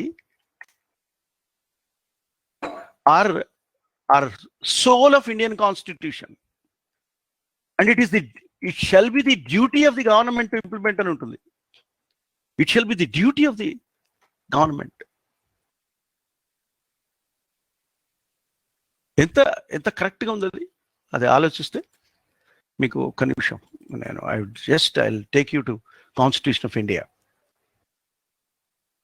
అది చాలా స్పష్టంగా చెప్పింది. It shall be the duty of the government of India to implement constitutional goal that is prescribed in directive principles of state policy. అంటే ఆదేశిక సూత్రాల్లో ఇచ్చిన సలహాలను, మార్గదర్శకాలను, ఆదేశిక సూత్రాలను మీరు అనుసరించి తీరాలి, అది మీ బాధ్యత అని చెప్తున్నాడు భారత రాజ్యాంగం. మనం అది పూర్తిగా వదిలేసేదాన్ని. ఎంత అన్యాయం అండి. పూర్తిగా దాన్ని వదిలేసి అదేదో మనకు సంబంధించిన విషయం కానట్టు. 37 ఏం చెప్తుందంటే, ఆర్టికల్ 37, 38, 39 ఈ 3 చదవాలండి మీరు. దయచేసి రాసుకోండి, ఎప్పుడైనా చదవండి. The provisions contained in this part, అంటే ఈ ఆదేశిక సూత్రాల భాగంలో, shall not be enforceable in any court. అంతవరకు ఒకటి. అంటే నువ్వు అందులో ఉంది, ఆ రాజ్యాంగంలో ఇట్లా రాసి ఉంది ఆర్టికల్ 38లో, నువ్వు ఎందుకు చేయలేదు అని సుప్రీంకోర్టుకు వెళ్ళి గవర్నమెంట్ని ఇబ్బంది పెట్టడానికి వీల్లేదు అని చెప్తోంది అంతే. But the principles therein laid down, they are nevertheless fundamental in the governance of the country. అంటే నీ పరిపాలనకు ప్రాథమికమైన అంశాలు ఇవి. పునాదులు ఇవి, ఫండమెంటల్ అంటే పునాదులు లాంటి అంశాలు. And it shall be the duty of the state, shall be the duty of the state. State అంటే ఇక్కడ రాష్ట్రం కాదు, ఇక్కడ రాజ్యం. రాజ్యం అంటే ఏమిటి? రాష్ట్రాలు, కేంద్రం అని అర్థం. ఎవరు? To apply these principles in making laws. అది అండి రాజ్యాంగం పరిపాలించడం అంటే. తర్వాత ఇంకోటి నెక్స్ట్ 38 లో ఏం చెప్తుంది? The state shell strive to promote the welfare of the people by securing and protecting as effectively as it may a social order in which justice, social, economic and political shall inform all the institutions of the national life. అంటే సామాజిక న్యాయం మొట్టమొదట కావాలన్నాడు, ఆర్థిక న్యాయం తర్వాత కావాలన్నాడు, తర్వాత పొలిటికల్ న్యాయం అన్నాడు, పొలిటికల్ సమానత. జస్టిస్ అంటే ఏమిటి? రాజకీయ న్యాయము, ఆర్థిక న్యాయం, రాజకీయ న్యాయం కన్నా ముందు ఆర్థిక న్యాయం, ఆర్థిక న్యాయం కన్నా ముందు సోషల్ న్యాయము కావాలన్నాడు. లిటిగేషన్ న్యాయము, కోర్టు న్యాయం అని ఇందులో రాయలే. అంటే కోర్టు ద్వారానే న్యాయం జరుగుతుంది అనేది, కోర్టులో వివాదాల పరిష్కారం అవుతుందే తప్ప నిజమైన న్యాయం గ్రౌండ్ మీద జరగాలంటే ఆదేశిక సూత్రాలకు అనుగుణంగా, రాజ్యాంగంలో ఉన్న ఆదేశిక సూత్రాలకు అనుగుణంగా పరిపాలన జరగాలని చాలా స్పష్టంగా ఈ ఆర్టికల్లో చెప్తున్నాడు ఈ రాజ్యాంగ నిర్మాత. ఎవడు? మనమే. మళ్ళీ the state shall in particular strive to minimize the inequalities in income. Next ఇంకా ఎక్స్ప్లెయిన్, నీకు అర్థం కాలేదు అందుకని మళ్ళీ చెప్తున్నాడు. మినిమైజ్ చేయి. ఈ అసమానతలు ఉంటాయి, కరెక్టే, ఆదాయంలో అసమానతలు ఉండే మాట వాస్తవమే, వాటిని వీలైనంత తగ్గించండి అని చెప్తున్నాడు. తర్వాత to eliminate inequalities in status, facilities and opportunities not only amongst individuals but also amongst groups of people residing in different areas or engaged in different vocations. ఇందులోంచి వచ్చింది రిజర్వేషన్, ఆర్టికల్ 38(2). ఇది చదవాలి, మీకు అర్థమవుతుంది. ఇందులోంచి వచ్చింది, ఆ విషయం తెలుస్తుంది. తర్వాత 39, the state shall in particular direct its policy towards securing the, Kalyani sound తగ్గించాలి, direct its policy towards securing the citizens, men and women equally have the right to an adequate means of live. అట్లా ఎన్నో ఉంటాయి. ఇంకొక most important point మీకు చెప్తాను, ఇప్పుడు మనకు చాలా అవసరం అది. ఇట్లా తప్పనిసరిగా అనుసరించవలసిన ఫండమెంటల్ గవర్నెన్స్ రూల్ ఏమిటి తెలిసిన? The ownership and control of the material sources of the community are so distributed as best to subserve the common good. అంటే సమిష్టి శ్రేయస్సు కోసం, సార్వజనిక అభివృద్ధి కోసం, జాతి సంపద, మెటీరియల్ రిసోర్సెస్ అంటే ఈ దేశంలో ఉన్న భౌగోళిక సంపద అంటే గనులు, అడవులు, నదులు, మానవ వనరులు, ఆహార ధాన్యాలు, పంటలు, ఇవన్నీ ఎక్కడ ఉండాలి? కామన్ గుడ్కు ఉపయోగించే విధంగా ఉండాలి. ఎవరి చేతిలో ఉండాలి? కొందరి చేతిలో కాదు, అందరి చేతిలో ఉండాలి. Does not result in the concentration of wealth and means of production to the common detriment. అందరి అవసరాలకి భిన్నంగా కొందరి చేతిలోనే సంపద పరిమితం కావడానికి వీలేదని చాలా స్పష్టంగా ఆర్టికల్ 39 చెప్తుంది. మన దేశంలో ఇప్పుడు జరుగుతున్న ఈ అమ్మకాలు అన్నీ ఎవరు, బీజేపీయా కాంగ్రెసా అది పక్కన పెట్టండి, ఎవరు కానీ చేస్తున్నదైనా ఇది ఈ రాజ్యాంగ బాధ్యతకు విరుద్ధం. రాజ్యాంగ పాలన చేయమని అడగాలి మనం. ఎప్పటికీ మనము గుళ్ళు, గోపురాలు, మతాలు, మత నియమాలు, మత ఉద్వేగాలు, మత ఆవేశాలు, మత భావోద్వేగాలను మనము ఒక రాజకీయాల్లోకి ముందు పెట్టడం అనేది కరెక్ట్ కాదు. అది పరిపాలించడానికే వీల్లేదు, దానికి పరిపాలించే అర్హతే లేదు, దానికి పరిపాలించవలసిన స్తోమతే లేదు. ఎక్కడ ఈ మన రాజ్యాంగంలో చాలా స్పష్టంగా చెప్పాడు. అసలు మతదాన్ అంటాం మనం. మతదాన్ అంటే ఏంటంటే మతం కాదు, మనం అనుసరించి మనకు తెలుగులో అర్థమయ్యే మతం కాదు. మతం అంటే అక్కడ అభిమతం. ఓటు హక్కును హిందీలో మత్ అంటారు, మనం మతాన్ని హిందీలో ధర్మం అంటారు, ధర్మం అంటారు, ధరం అంటారు. నిజానికి ధర్మం అంటే మతం కాదు. సరే, అది అట్లా వచ్చిపడింది, ఎందుకు వచ్చిపడిందో మనకు తెలియదు. ధర్మం అంటే ధర్మము అనే విషయం అని కనుక మనం ఆలోచిస్తే ఈ రాజ్యాంగంలో రాసుకున్న ఆర్టికల్ 14 ధర్మం, ఆర్టికల్ 39 ధర్మం. ఆ ధర్మం అసలైన రైటియస్నెస్ ధర్మము అంటే. ధర్మం అంటే రిలీజియన్ కాదు. సరే, అది హిందీలో ఆ భావంతో చెప్పినప్పటికీ రాజ్యాంగంలో ధర్మం ఉన్న మన అసలైన మత సూత్రాలు కనుక అర్థం చేసుకుంటే, మన డివైన్ బుక్స్ గురించి కనుక మనం అర్థం చేసుకుంటే సత్ప్రవర్తన, సామాజిక సేవనే ధర్మం అవుతుంది. కానీ ఇవి కాదు. భావ స్వాతంత్ర అనే ఒక పరిధిలో, ఒక విస్తృతమైన పరిధిలో పూజించుకునే స్వాతంత్రము, మతాన్ని విశ్వసించే స్వాతంత్రము, లేదా ఒక సిద్ధాంతాన్ని నమ్మే స్వాతంత్రం కూడా ఉంటుంది. ఫెయిత్ అండ్ బిలీఫ్ అండ్ అంటాడు. బిలీఫ్ అంటే ఏంటంటే నాకు ఇగో ఈ మార్క్సిజం మీద నాకు నమ్మకం ఉంది, లేదు నాకు ఇదో ఈ ఆర్య సమాజం మీద నమ్మకం ఉంది, లేదు నాకు సిక్ గురు ద్వారా గురు 10వ గురువు 4వ గురువు చెప్పాడు దాని మీద నాకు నమ్మకం ఉంది. అది ఇంకొకటి మతాన్ని విశ్వసించే, నేను విష్ణుదేవుడిని పూజిస్తాను, లేదు నేను శక్తిని పూజిస్తాను, నీ ఇష్టం, లేదు నేను మా తాతగారిని పూజిస్తాను, నీ ఇష్టం, దాంట్లో నీకు స్వాతంత్రం ఉంది అని రాజ్యాంగం చెప్తుంది. వీటిని కదా మనం అనుసరించాల్సింది. మనకు అమెరికన్ కాన్స్టిట్యూషన్ రాసుకుంటున్నప్పుడు ఈ గొడవ వచ్చింది, చర్చిని సపరేట్ చేయాలా రాజ్యం నుంచి, లేదా చర్చి రాజ్యాంగం రాజ్యం ఒకటే ఉండాలా. ముఖ్యమంత్రిగా ఉన్న వారికి ఎవరి మీద భక్తి ఉంటే అది వేరే విషయం, అది ఆయన వ్యక్తిగత విషయం. కానీ ముఖ్యమంత్రిగా నిన్ను ఎన్నుకున్న రాజ్యాంగంలో ఏముంది? ఈక్వాలిటీ గురించి ఉంది. అది రాజ్యాంగ పాలన. So the principle of separating church from state was integral to the famous understanding of religious freedom. ఎందుకు ఈ చర్చ్ని రాజ్యం నుంచి ఎందుకు సపోర్ట్ చేయాలి? చర్చ్ అంటే మతం, అక్కడ చర్చని వాడతారు దాన్ని. అంటే మతాన్ని రాజ్యపాలన నుంచి ఎందుకు విడి చేయాలంటే మత స్వాతంత్రం ఉంది కనుక. దాని అర్థం అదే అని చెప్తున్నాడు. Constitution maintains a general silence on the subject.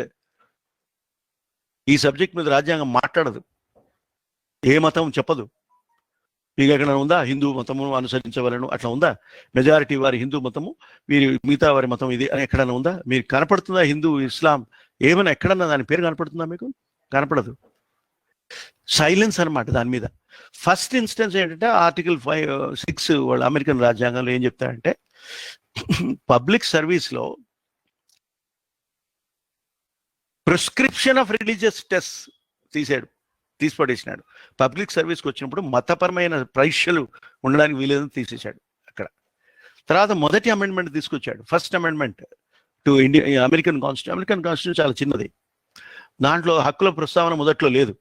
ఆ తర్వాత దాని హక్కుల ప్రస్తావన వచ్చినప్పుడు 2 క్లాజులు పెడతాడు. ఫస్ట్ అమెండ్మెంట్ మనకు పత్రికా స్వాతంత్రానికి కూడా చాలా విస్తృతమైన ప్రాధాన్యత ఉన్న ఫస్ట్ అమెండ్మెంట్, ఇండియన్ కాదు అమెరికన్ కాన్స్టిట్యూషన్. వాళ్ళు ఏమంటారంటే, prescribe the governments relationship with religion. ప్రభుత్వము మతంతో ఏ విధమైన సంబంధం కలిగి ఉండాలి అని చెప్తుంది. అది అందులో ఉంటుంది. అందులో ఏమంటారంటే, ఫస్ట్ ఇది ఎస్టాబ్లిష్మెంట్ క్లాజ్ అంటాడు. ఎస్టాబ్లిష్మెంట్ క్లాజ్ అంటే Congress shall make no law respecting and establishment of religion. మత వ్యవస్థ గురించి కానీ మత వ్యవస్థాపన గురించి కానీ రాజ్యానికి ఎట్టి సంబంధం లేదు. కాంగ్రెస్ అంటే పార్లమెంట్, అక్కడ కాంగ్రెస్ పార్టీ కాదు, అక్కడ పార్లమెంట్. దానికి ఏ చట్టం అది చేయడానికి వీలేదని చెప్తాడు. అక్కడ రాజ్యాంగాన్ని ఎట్లా రక్షిస్తారంటే, అక్కడ ప్రాథమిక హక్కులను రక్షించే భాష ఏమిటంటే అమెరికన్ రాజ్యాంగంలో పార్లమెంట్ ఈ పని చేయడానికి వీలేదు అనడమే. పార్లమెంట్ మీద పరిమితులే ప్రజల హక్కులు అక్కడ. ఇది మన రాజ్యాంగంలో ఎట్లా ఉంటుందంటే, ప్రజల హక్కులు పార్లమెంట్ మీద పరిమితులుగా, అంటే ఇటు నుంచో ఈ యాంగిల్ నుంచి వస్తాయి అన్నమాట. అది మొదటి క్లాస్ అండి. రెండో క్లాస్ ఏంటంటే ఫ్రీ ఎక్సర్సైజ్ క్లాస్. అంటే ఎవడైనా సరే ఒక మతాన్ని అనుసరించదలుచుకుంటే అనుసరించుకోవచ్చు. ఇక్కడ మన క్లాష్ ఎక్కడ వచ్చిందంటే, మనం భారతదేశ సమాజంలో వచ్చిన సమస్య ఏంటంటే, ఒక మతంలోంచి మరొక మతంలోకి అందరినీ ఫిరాయింపజేసి, అంటే రాజకీయ ఫిరాయింపులాగా మత ఫిరాయింపులు చేసి ఒక్కొక్క మతం బలం పెంచుకోవాలనే ఆలోచన. ఇది వచ్చింది ఇక్కడ ఇబ్బంది. ఇక్కడ వచ్చి మన రాజ్యాంగ నియమాలు, రాజకీయాలు పూర్తిగా దాంతో ఇబ్బంది పడిపోతున్నాయి. నా మతమే గొప్పది, నీ మతం గొప్పది కాదు అని ప్రతి మతం వాడు అనుకుంటూ పక్క మతం వాడిని మన మతంలో చేర్చుకోవాలని అంటూ ఉంటే ఇట్లా మతాలు ఎట్లా బతుకుతాయి? ఇన్ని మతాలు ఎట్లా, ఈ ప్లూరాలిటీ ఎట్లా ఉంటుంది? మరి ఇట్లా వాడు చట్టబద్ధంగా ఇండ్యూస్ చేస్తున్నాడా, ఇండాక్ట్రినేట్ చేస్తున్నాడా, లిబర్టీ ఆఫ్ థాట్ను భంగపరుచుతున్నాడా? అవన్నీ ఆలోచించాలి కదండి. కనుక బలవంతపు మార్పులు, ప్రలోభ పూరితమైన మార్పులు చేయడానికి కూడా వీల్లేదు. You can't induce unduly, you can't force unduly conversion. ఇది ఎట్లా తెలుస్తుంది? ఇక్కడే వచ్చింది ఈ దేశంలో ఉన్న సమస్య. మా మతం పెరగాలి అని అంటే, మా పార్టీ పెరగాలంటే నేను ఎదుటి పార్టీ వాడిని తీసుకోవాలి. ఇప్పుడు అందరూ అంటున్నారు కదా, అందరూ క్యూ కడతారంట ఇప్పుడు బీజేపీలో చేరడానికి. హైదరాబాద్ నగరంలో కండువాలు సిద్ధం రాసినాడు, కండువాలు కొనుక్కోండి, కాషాయం కండువాలు కొనుక్కోండి, కమలం పువ్వు గుర్తులు పెద్ద 10 తయారు చేసుకోండి, వస్తున్నారు యాత్రలాగా వచ్చి కలుస్తున్నారు అంటున్నారు. ఇదా రాజకీయం అంటే? ఫిరాయింపులా? రాజకీయాల్లో ఫిరాయింపులు, మతాల్లో మార్పిడులు ఈ దేశ ప్రజాస్వామ్యానికి సరైనవి కాదు. సరే, అక్కడ అమెరికన్ రాజ్యాంగంలో అట్లా 2 క్లాజులు పెట్టి ఇంక్లూడ్ చేసుకున్నారు. అయితే సుప్రీంకోర్టు అమెరికాలో ఏం చెప్పిందంటే, నువ్వు కొన్ని రిలీజియస్ ప్రాక్టీసెస్ మాత్రం నువ్వు నిషేధించే అధికారం నీకుంది. ఎప్పటికీ నీకు ఫ్రీ ఎక్సర్సైజ్ క్లాజ్ ఉన్నప్పటికీ నా మతం చెప్పింది కనుక, నా మతం చెప్పింది, ఇది చెప్పింది అన్ని నేను మతం చెప్పిందని నేను అనుసరిస్తూ పోతూ ఉంటే నిన్ను ఆపకుండా ఉండాల్సిన అవసరం లేదు, అక్కడ నిన్ను ఆపొచ్చు అని సుప్రీంకోర్టు చెప్పింది. అక్కడే మీకు ఆ బైగమీ మీద వాళ్ళకి చట్టాలు తీసుకొచ్చారు. బైగమీ is a crime in America తీసుకొచ్చారు. అట్లాగే పేఅవుట్ యూజ్ అంటే ఈ మాదక ద్రవ్యాల వినియోగం మత ప్రాక్టీస్ పేరు మీద, మతం అనుసరిస్తుంది అనే పేరు మీద బైగమీని నిషేధించింది, చట్టం తీసుకొచ్చింది. That is secularism. అంటే మన దగ్గర కూడా హిందూ మతంలో ఉన్న సతీ అనే అలవాట్లు, ఇటువంటి అలవాట్లని, అస్పృశ్యత, ఇటువంటివన్నీ తీసిపరేయడానికి ఈ సెక్యులరిజం పనికొచ్చింది. Secularism is responsible for the reform of religion. అది రిలీజియన్లో ఉన్న వాళ్ళు తెలుసుకోవాలి. మనకి స్వాతంత్రం వచ్చినప్పుడు మనం కూడా అందుకే ఇటువంటి మనకు ఇప్పటికే ఒక పార్టీషన్ చూస్తున్నాం. మనం కనుక అన్ని మతాలను సమానంగా గౌరవించకపోతే ఇంకోసారి ఈ దేశం చీలిపోయే అవకాశం ఉంది. ఇదివరకు పరాయి పాలనలో ఉన్నప్పుడు వాళ్ళు మతాల ద్వారా దేశాన్ని విభజించి పరిపాలించాలనుకున్నారు కనుక దేశం విభజింపబడింది. మనం కూడా ఆ విభజనను ఆపలేకపోయినాము. అది వైఫల్యమో మరి కాంట్రిబ్యూషనో అది వేరే గొడవ. ఇట్లా అయిపోయింది, దేశం చీలిపోయింది. 2 సార్లు చీలిపోయింది ఈ దేశం. కనుక దీన్ని ఇంకా ఫర్దర్గా చీలకుండా ఉండడానికి, ఈ సమగ్రంగా ఉండడానికి మనము అన్ని మతాలను సమానంగా గౌరవించే విధానాలు పెట్టుకుంటేనే కరెక్టు అని కొన్ని వందల మంది ఒప్పుకున్న తర్వాత ఒక 2.5 ఏళ్ల పాటు దీర్ఘంగా చర్చించిన తర్వాత ఇంక్లూడ్ అయినా. ఇవాళ ఫేస్బుక్లో కొందరికి సెక్యులరిజం అంటే నచ్చనంత మాత్రాన ఇది చెత్త విధానం కాదు. వాళ్ళు ఆలోచించకుండా, చదవకుండా, చరిత్రది లేకుండా మూర్ఖంగా మాట్లాడుతుంటే మనం ఏం చేయాలని మనం ఆలోచించుకోవాలి. ఇది రాజకీయాల్లోకి తీసుకురావడం వల్ల ఇది వచ్చింది, ఈ ఇబ్బంది వచ్చింది. సరే, ఇంకోటి మనకు సెక్యులరిజం ఎందుకు అవసరమైందంటే 12 మతాలున్నాయి ఈ దేశంలో. 12 మతాలు. మన పేరు చెప్పమంటే ఇప్పుడు నేను చెప్పలేను. 12 మతాలున్నాయి, మీకు తెలుసు. 300 కులాలు ఉన్నాయి. 300 కులాలు. చాతుర్వర్ణమయ సిస్టమ్ అని మీరు మనమంతా మను సిద్ధాంతం అని వాళ్ళని తిడుతున్నాం కదా. మరి 300 ఎవడు సృష్టించాడండి? 4 వాడు సృష్టించినందుకు వాడు తిడుతున్నాం. 300 సృష్టించిన మహానుభావుడు ఎవరు? 4000 సబ్ కాస్టులు ఉన్నాయి. సరే, ఇవి చాలన్నట్టు 100 భాషలు. 100 భాషలు అంటే 300 డైలెక్ట్స్ ఉన్నాయి. మరి ఇట్లా ఒక్కొక్క భాష మాట్లాడేవాడు ఒక గ్రూప్ పెట్టుకొని, ఒక్కొక్క డైలెక్ట్ మాట్లాడేవాడు ఒక గ్రూప్ పెట్టుకొని, ఇట్లా మనం అంతా మైనారిటీలు, లింగ్విస్టిక్ మైనారిటీస్గా, రిలీజియస్ మైనారిటీస్గా మనం విడివిడిగా కొట్లాడుకుంటూ ఉంటే నీ ఈక్వాలిటీ ఎక్కడి నుంచి వస్తుంది? నేషనాలిటీ ఎక్కడి నుంచి వస్తుంది నీకు? అది when you are a pluralist tradition. హైదరాబాద్లో కూడా అట్లే మీకు అందరూ కనపడతారు, అన్ని కులాలు. సిక్కుల వాళ్ళు ఉంటారు. మా అపార్ట్మెంట్స్లో ఒక మంచి మిత్రుడు ఉన్నాడు, ఆయన సర్దార్జీ. ఎప్పుడు వచ్చాడో ఆయన తెలియదు, పంజాబ్ నుంచి. మీకు కూడా తెలుసు, ఇక్కడ సిక్ బజార్, సిక్ నగర్ బోర్డు ఉన్నాయి హైదరాబాద్లో కూడా.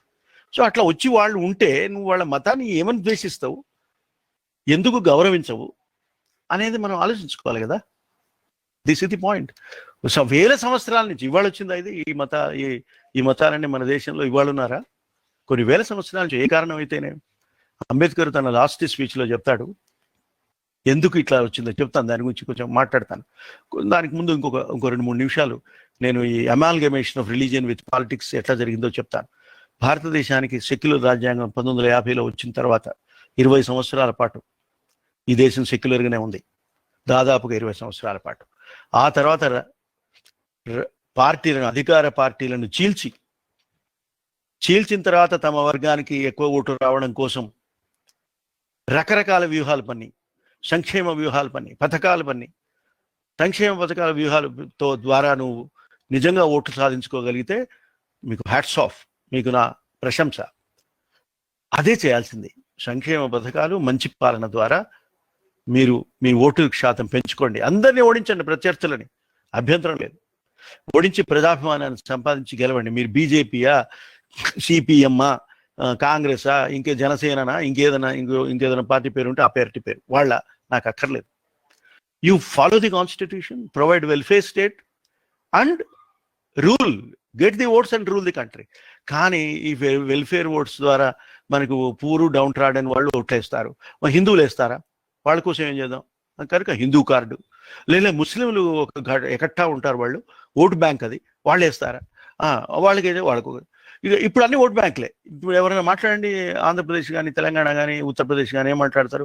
ఆ కుల సంక్షేమ పథకం, ఈ కుల సంక్షేమ పథకం, ఈ కులానికి ఇన్ని కోట్లు, ఆ కులానికి అన్ని కోట్లు.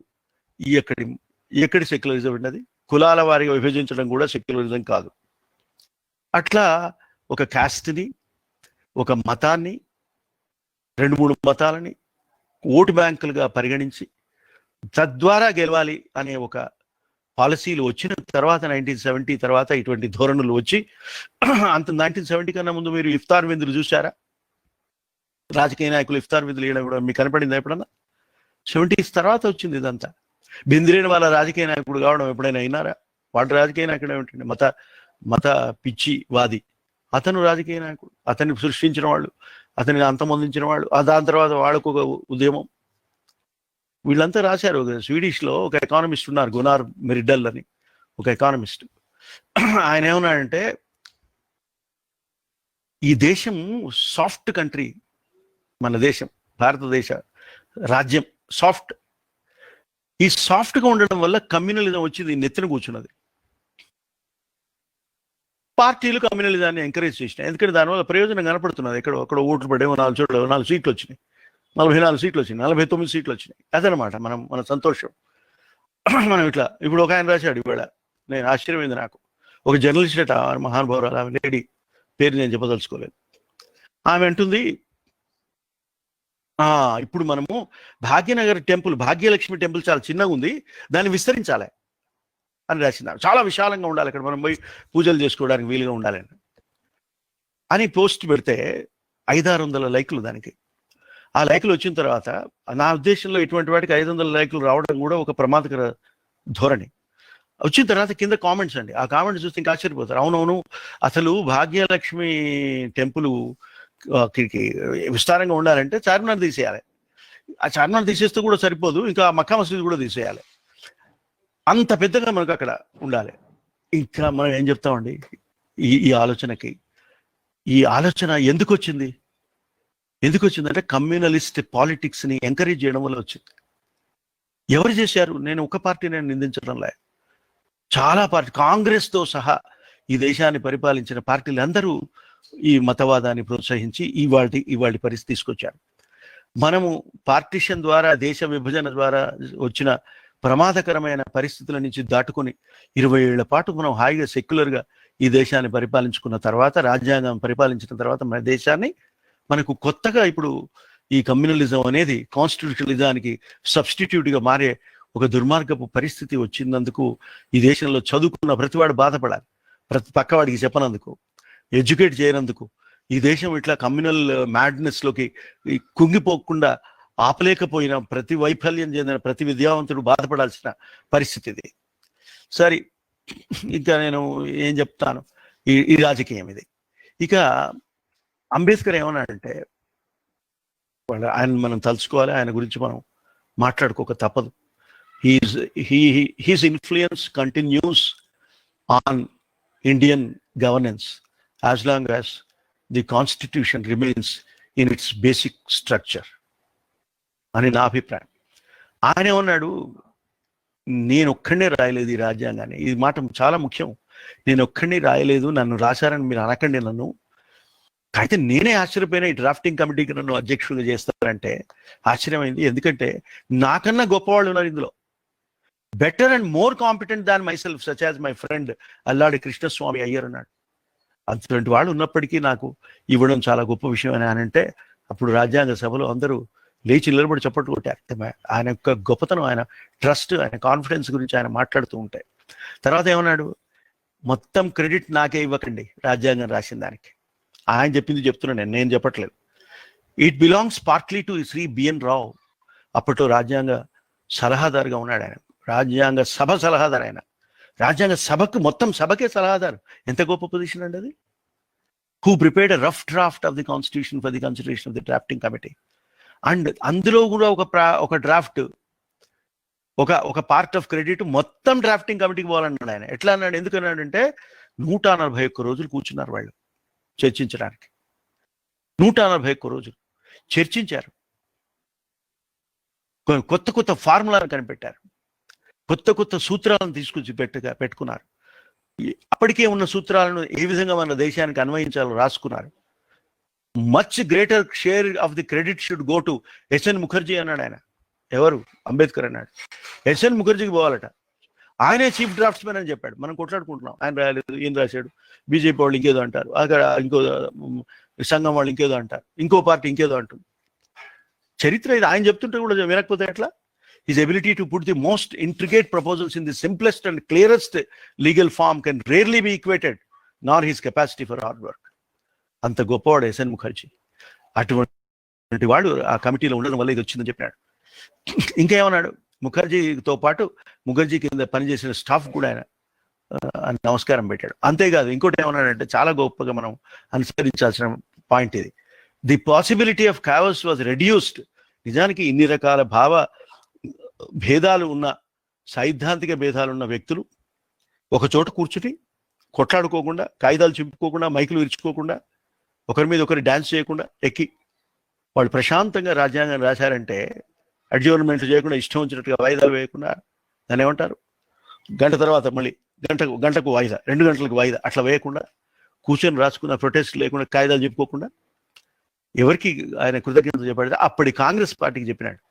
The existence of the Congress party inside the assembly, which brought into its proceedings a sense of order and discipline. ఒక పార్టీ బాధ్యతాయుతంగా వ్యవహరించి రాజ్యాంగ సభ సజావుగా సాగేట్టు చేసింది. ఎంత గొప్ప విషయం ఉండదు. ఆయన రికార్డ్ చేస్తున్నాడు. ఆయన తన లాస్ట్ స్పీచ్ లో రికార్డ్ చేసి, it one of the great things of Congress party అని, నా entire credit for the smooth sailing of the draft constitution goes to Congress party అన్నాడు. Drafting of the constitution in the assembly అన్నాడు. సరే, party discipline రాజ్యాంగ సభలో correct, కానీ నువ్వు ప్రభుత్వాన్ని నడిపేటప్పుడు, పార్లమెంటును నడిపేటప్పుడు పార్టీ డిసిప్లిన్ కరెక్ట్ కాదన్నాడు అంబేద్కర్. ఎందుకు కాదంటే, అక్కడ డిసెంట్ ఉండాలి, అక్కడ చర్చ ఉండాలి, అక్కడ ఒక విధానాలను నువ్వు బయట పెడితే ఇది కరెక్టా కాదా చెప్పి ధైర్యంగా చెప్పే ధైర్యం ఉండాలి ఎంపీలకి. పార్లమెంట్లో నీకు ఇన్ని సౌకర్యాలు ఇచ్చి, నెలకు 2-3 లక్షల రూపాయలు నీకు ఇచ్చి, నీకు ఫ్రీగా విమానం టికెట్, ఫ్రీగా రైలు టికెట్లు ఇచ్చి, నిన్ను అక్కడికి ఎన్నుకొని తీసుకుపోయి నీకు ఒక కిరీటాలు పెట్టి, భుజకీర్తులు పెట్టి నిన్ను అక్కడ కూర్చోబెట్టిందని ధైర్యంగా మాట్లాడడానికి, ధైర్యంగా అపోజ్ చేయడానికి, ధైర్యంగా సపోర్ట్ చేయడానికి, అంతేగాని నోరు మూసుకొని కూర్చోవడానికి కాదు. అట్లాగే రాజ్యసభ చైర్మన్లు, వైస్ చైర్మన్లు, మళ్ళీ ఇంకేమిటి ఆయన పేరేమిటి, స్పీకర్లు, వీళ్ళంతా ఉన్నది ఎందుకండి? ఈ చర్చను ఫెసిలిటేట్ చేయండి. అక్కడ రాజ్యాంగం అమలు అవుతుంది. ఇవాళ మీకు ఇన్ని లక్షల మంది రైతులు వేలాది ట్రాక్టర్లు తీసుకొని రోడ్ల మీద కూర్చుంటే ఈ పరిస్థితి ఎందుకు వచ్చిందో ఆలోచించారా? ఈ ఫార్మ్ బిల్స్ కోవిడ్ సమయంలో వచ్చినాయి. కోవిడ్ సమయంలో ఆర్డినెన్స్ రూపంలో వచ్చినాయి. కరెక్టా? ఆర్డినెన్స్ రూపంలో తీసుకురావడం కరెక్టా? అంటే కోవిడ్ పాండమిక్ మీరు దుర్వినియోగం చేస్తున్నట్టేగా. కరెక్టా? ఇది ఎంతవరకు ఇది చెప్పుకోవచ్చు మనం ఈ దారుణమైన పరిస్థితిని? ఓకే, అప్పుడు పట్టించుకోలేదు, మనం కూడా ఆలోచించలేదు దాని గురించి, మనం సభలు పెట్టుకోలేదు, ఫార్మ్ ఆర్డినెన్స్ గురించి పట్టించుకోలేదు. మనం చట్టాలు చేసేసినాడు. ఎప్పుడు చేసినాడు? మొన్నటి వర్షాకాల సమావేశాలను ఎప్పుడో చేసినాడు. ఎట్లా చేసినాడు? అసలు ఏదో చదువుకోవడానికి కూడా సమయం ఇవ్వలే. క్యాబినెట్లో చర్చించారో లేదో తెలియదు, ఎవరైనా కన్సల్ట్ చేశారో లేదో తెలియదు. రైతుల సంఘాలను కానీ, స్వామినాథన్ లాంటి పెద్దలను కానీ, స్వామినాథన్ లాగా కృషి చేస్తున్న అగ్రికల్చరల్ రిఫార్మ్లో మాట్లాడుకుంటున్న పెద్దలను కానీ, రాష్ట్ర ముఖ్యమంత్రులను కానీ, రాష్ట్రాల్లో ఉన్న వ్యవసాయ నాయకులను కానీ ఎవరినైనా అడిగారండి? ఎవరిని అడగలేదు. పోనీ లోక్సభలో చర్చించారా? లోక్సభలో గొడవ, గందరగోళం, చదవనివ్వరు. పోనీ రాజ్యసభలో చర్చించారా? వాడిని కొట్టి తిట్టి వీడు టేబుల్ మీద వీడు నాట్యం చేశాడంటాడు, వాడేమో నేను నీ ఓట్లు లెక్కించడం మొమ్మంటాడు ఆ మహానుభావుడు డిప్యూటీ స్పీకర్. తర్వాత ఆయన నేను ఒకరోజు నిరాహార దీక్ష చేస్తాట మహానుభావుడు. ఆయన నిరాహార దీక్ష చేసేది లోపల సభలో నా అంత సర్వ ఓటింగ్ లేకుండా నువ్వు ఇష్టం వచ్చి పాస్ అయినా నువ్వు నీ పర్సెప్షన్ కాదు కదా కావాల్సింది. If you think that there is a majority support to the bill, why don't you prove it, why don't you document it? అది చేయకుండా అంటే శాసన వ్యవస్థ ఫెయిల్ అయింది. క్యాబినెట్ బాధ్యత, సమిష్టి బాధ్యత వ్యవస్థ ఫెయిల్ చేశారు. తర్వాత మన సుప్రీంకోర్టు ఏమంటుంది? ఆ షహీన్ బాగ్ ఇదంతా తీసుకుని ఏమంటుందంటే పబ్లిక్ ప్లేసెస్లో మీరు నిరసన కోసం చాలా కాలం మీరు అట్లా ఉంటే ప్రజల మిగతా హక్కులకు భంగం కలుగుతుంది అంటుంది. మరి ఇక్కడ రాజ్యసభలో ఫెయిల్ అయ్యి, లోక్సభలో ఫెయిల్ అయ్యి, క్యాబినెట్లో ఫెయిల్ అయ్యి, ఒక భయానకంగా ఒక నష్టపరిచే ఒక చట్టం నా నెత్తిన వచ్చి కూర్చుంటే రాష్ట్రపతి సంతకం పెట్టడానికి ఒక నిమిషం కూడా ఆలోచించాడు. ఆయన పెట్టేసినాడు. ఫక్రుద్దీన్ అలీ అహ్మద్ తమ్ముడిన పెట్టాడు. అయిపోయిన తర్వాత వచ్చేసింది ఆ చట్టం అయి నెత్తిన కూర్చుంటే ఎక్కడికి పోవాలి? ఈ అలీ వాళ్ళ ఎన్డీఓలో సంకీర్ణలో ఒక పార్ట్నర్ భాగస్వామి, అందరికన్నా మొట్టమొదటి నుంచి బీజేపీతో ఉన్న భాగస్వామి అదే. ఆయన వదిలేసి వెళ్ళిపోయినాడు. పట్టదు ఎవరికి? మాకు మెజారిటీ ఉంది. ఈ మెజారిటీ ఎట్లా వచ్చింది? సుబ్రహ్మణ్య స్వామి ఒక మాట చెప్పినాడు, మీరు గుర్తుపెడతాను, మీకు మతానికి సంబంధించిన విషయం. డిమానిటైజేషన్ ఫెయిల్ అయినా పర్వాలేదు, జిఎస్టీ పనికి రాకుండా పోయినా పర్వాలేదు, మా ఆర్థిక మాంద్యం ఏర్పడినా పర్వాలేదు, జీడిపి మైనస్కి వచ్చినా పర్వాలేదు, ఇంకా ఏమైనా పర్వాలేదు, మేము గెలుస్తామండి. ఎట్లా గెలుస్తారండి అని అడిగాడు నాలాంటి వాడు అమాయకుడు. అడిగితే రామాలయం ఉంది, మతవాదం ఉంది, మేము గెలుస్తాం అన్నాడు. కరెక్ట్ చెప్పాడు ఆయన. చాలా గొప్ప మేధావి సుబ్రహ్మణ్యం స్వామి. ఉన్నది ఉన్నట్టు చెప్పినాడు. మనకే అర్థం కాలేదు, మిగతా వాళ్ళకి అర్థం ఎట్లయితుందని. అట్లే అయింది. అక్కడ మీకు రైతులకు వ్యతిరేక ప్రభుత్వంగా కొన్ని వేల మంది రైతులు అక్కడ మీకు ఢిల్లీలో యుద్ధం చేస్తుంటే హైదరాబాద్లో ఉన్న ఓటర్కి ఏం పట్టదు. దాని గురించి సంబంధమే లేదు. భాగ్యలక్ష్మి ఆలయం కడదామా, లేకపోతే ఇంకే భాగ్యనగరం పేరు మార్చుదామా, ఇటువంటి విషయాలు. దానికి ప్రజాదరణ, ఆ తర్వాత విస్తరణ వాదం, ఇవన్నీ ఎక్కడికి ఎవరు పరిపాలిస్తారు? మనని ఎవరు పరిపాలిస్తారు? వ్యక్తుల, కుటుంబాల, కుటుంబం లేని వ్యక్తుల, కుటుంబంతో సంబంధం లేని వ్యక్తుల, కుటుంబ బాధ్యతలు తెలియని వ్యక్తుల, కుటుంబంలో ఉన్న వ్యక్తుల, కుటుంబ పాలన కావాలనుకునే వ్యక్తుల, ఎవరు మనం పరిపాలించాలి? రాజ్యాంగం ఎక్కడికి పోయింది? మధ్యలో ఎవడు అడగాలి ఈ రాజ్యాంగాన్ని? ఫక్రుద్దీన్ అలీ అహ్మద్ దొరకకుండా పోయినా, ఆయనకు దొరకకుండా పోయిన రాజ్యాంగం వల్లే ఎవరికీ దొరకకుండా పోని పోతున్న రాజ్యాంగాన్ని ఎవరు నిలబెట్టుకోవాలి? ఇది కదా ఆలోచించాల్సిన విషయం. ఆయన లాస్ట్లో ఒక మాట అంటాడు అంబేద్కర్ చివరికి ఇచ్చే స్పీచ్లో. దాని గురించి చాలాసేపు మాట్లాడదాం అనుకున్నా కానీ ఇప్పటికే నేను గంట దాటిపోయాను. అది నా సమయం కనుక నేను ఆయన ఒక 2-3 ముక్కలు చెప్పి నేను కంట్రోల్ ముగిస్తాను. అదేంటంటే ఆయన ఏమంటాడంటే, డిసెంట్ అనేది లేకపోతే, అసమ్మతి అనేది లేకపోతే, నేను కూడా ఈ రాజ్యాంగంలో ఎన్ని మంచి సూత్రాలు ఇన్కార్పొరేట్ అయ్యే విధంగా నేను ప్రిపేర్ అయ్యి ఉండేవాడిని కాదంటాడు ఆయన. I was not prepare to accept their suggestions, but it does not diminish the value of their suggestions, nor lessen the service they have rendered to the assembly in enlivening the proceedings of the constituent assembly. అంటే వారు చెప్పిన సలహాలు, వారు నన్ను విమర్శిస్తూ ఇచ్చిన సలహాలు నేను వ్యతిరేకించి ఉండవచ్చు, అందులో కొన్ని నేను ఆమోదించి ఉండవచ్చు, కొన్ని తిరస్కరించి ఉండవచ్చు, కానీ ఆ సలహాల విలువ మాత్రం ఏమాత్రం తగ్గదు. నిజానికి వారు అటువంటి ఆలోచనలు ఒక డిస్మిస్ చేసే, ఒక ప్రొటెస్ట్ చేసే, ఒక నాయిస్ కాని ప్రొటెస్ట్ చేసే ఒక భావాన్ని ప్రవేశపెట్టడం వల్ల నేను ప్రతిపాదిస్తున్న పాలనా సూత్రం కరెక్టా కాదా అని చెప్పడానికి నేను మరింత పరిశోధన చేసి, మరింత కష్టపడి, దాంట్లో ఇంకేమైనా వెసులుబాటు తీసుకోవాల్సి ఉంటే తీసుకుందామని అవి కూడా వెసులుబాటు చేర్చి, మార్చి, కలిపి నేను మళ్ళీ సభ ముందుకు తెప్పించి, ఇదిగో మీరన్న ఈ భయం తొలగించడానికి ఈ మార్పు చేశాను అని నేను అనడానికి నాకు కూడా నేర్పారు. రాజ్యాంగ సభలో వచ్చిన అసమ్మతి వల్ల రాజ్యాంగం మరింత పరిపుష్టమైంది అని ఆయన చెప్తున్నాడు. ఇవాళ మనం అసమ్మతి చెప్తే ఏం చేస్తున్నామండి? దేశ ద్రోహం కేసు పెడుతున్నాం, రాజ్య ద్రోహం కేసు పెడుతున్నాం. ఇది మనం చేస్తున్న పని. సరే, ఇది కరెక్ట్ కాదని కదా. ఇక ఇంకొక మాట చెప్తా. అంబేద్కర్ ఏమంటాడు? ఇప్పుడు రాజ్యాంగం మనం ఆమోదించి సంతకాలు పెట్టుకున్నా, రేపు సంతకాలు చేస్తారు. 25వ తారీఖున మాట్లాడుతున్నాడు. 25 నవంబర్ మాట్లాడుతున్నాడు. 26 నవంబర్ మనం సంతకం పెట్టుకున్న లా డే అవన్నీ చదువుకున్నాం, మనం కూడా ఏదో చేసుకున్నాం ఇక్కడ. ఆ రోజున ఏమంటాడంటే ఆయన 3 హెచ్చరికలు చేసినాడు. మీరు అరాచకవాదానికి దిగకండి, రాజ్యాంగంలో అన్ని పరిష్కారాలు ఉన్నాయి అన్నాడు. ఒకటి. రెండవది ఏమన్నాడు? హీరో వర్షిప్, వ్యక్తి పూజ చేయకండి, కరెక్ట్ కాదు అది. మూడోది ఏమన్నాడు? అందరికీ ఓటు ఇంతకుముందు వినయ్ కుమార్ చెప్పినారు, one man one vote value. ఆయన చెప్పింది తప్పని అనడంలే, ఇచ్చారు. నిజానికి అది ఒక greatest achievement, as Vinay Kumar has said it, correct. కానీ అక్కడ అయిపోయాం మనం. పొలిటికల్ డెమోక్రసీ వచ్చిందని అనుకుంటున్నాము, ఓటింగ్ డెమోక్రసీ వచ్చింది, కానీ పొలిటికల్ డెమోక్రసీ వచ్చిందా? సోషల్ డెమోక్రసీ వచ్చిందా? ఎకనామిక్ డెమోక్రసీ వచ్చిందా? అది తెచ్చుకునే వరకు నువ్వు ఇట్లాగే ఉంటావు. నీ రాజ్యం, నీ ప్రజాస్వామ్యం ఇట్లాగే అలా అలా కొట్టుమిట్టాడుతూ ఉంటుంది.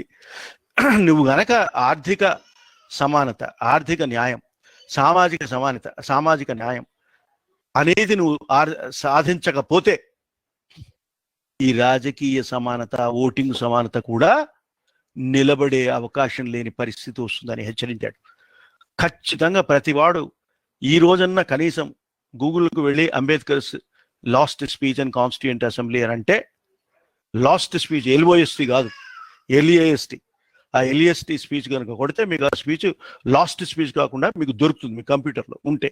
లేకపోతే నేను మన వినాయక్ నేను పంపిస్తా, ఆయన మీకు డిస్ట్రిబ్యూట్ చేస్తాడు, అది చదివి తీరాలి. అందులో ఆయన ఏమంటాడంటే, ఈ 3 ప్రమాదాల నుంచి మిమ్మల్ని మీరు రక్షించుకోండి అంటాడు.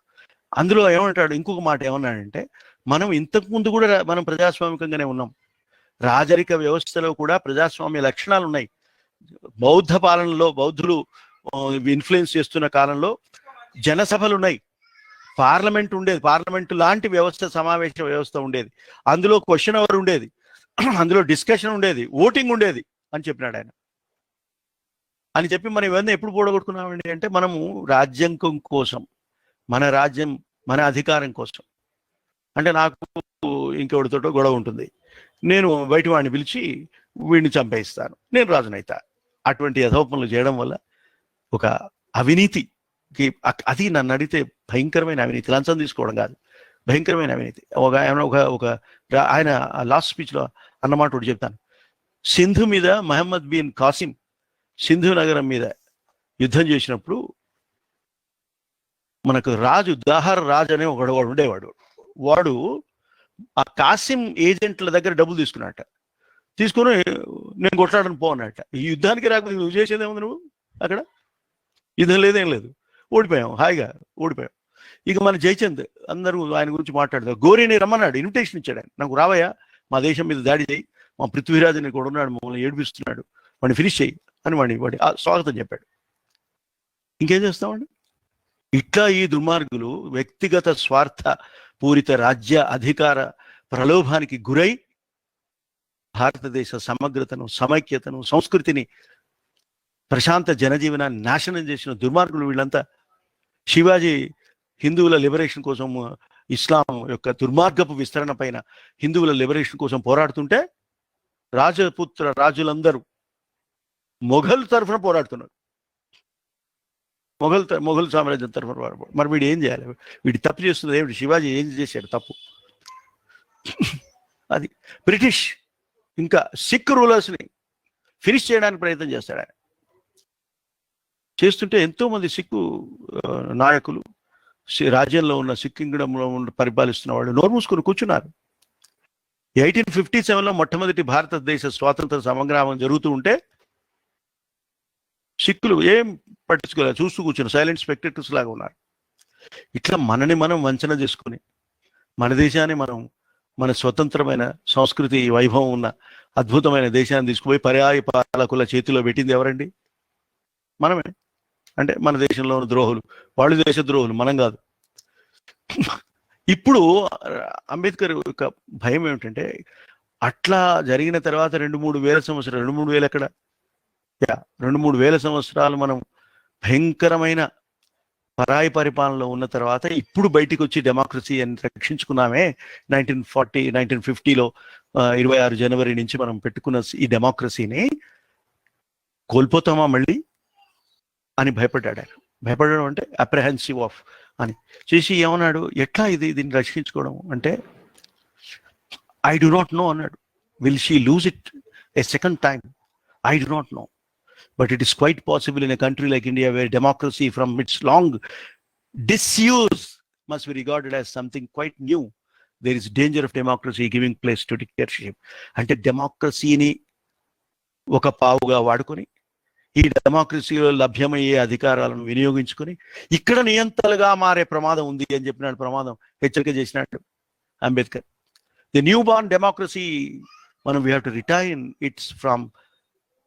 It's form also. కానీ డిక్టేటర్షిప్ని అనుమతించవద్దు, క్వశ్చన్ చేయాలి అని చెప్తున్నాడు.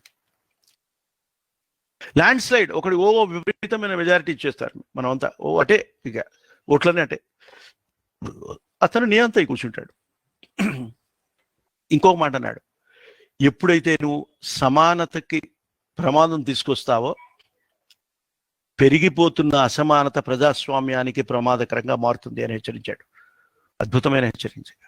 అప్పుడు నీ స్వతంత్రం కూడా, డెమోక్రసీ పోతే పోయింది ఇంకెవడో వస్తాడు అనుకుంటే కుదరదు. Once you lose your democracy you lose your independence also. అది చెప్పినాడు.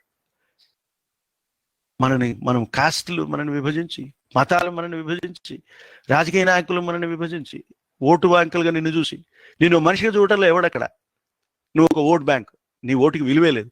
నువ్వు ఇటు గ్రూప్తోనే ఓటు చేయాలి, అటు గ్రూప్తోనే ఓటు చేయాలి, లేకపోతే యు ఆర్ నథింగ్. ఇదా ప్రజాస్వామ్యం అంటే?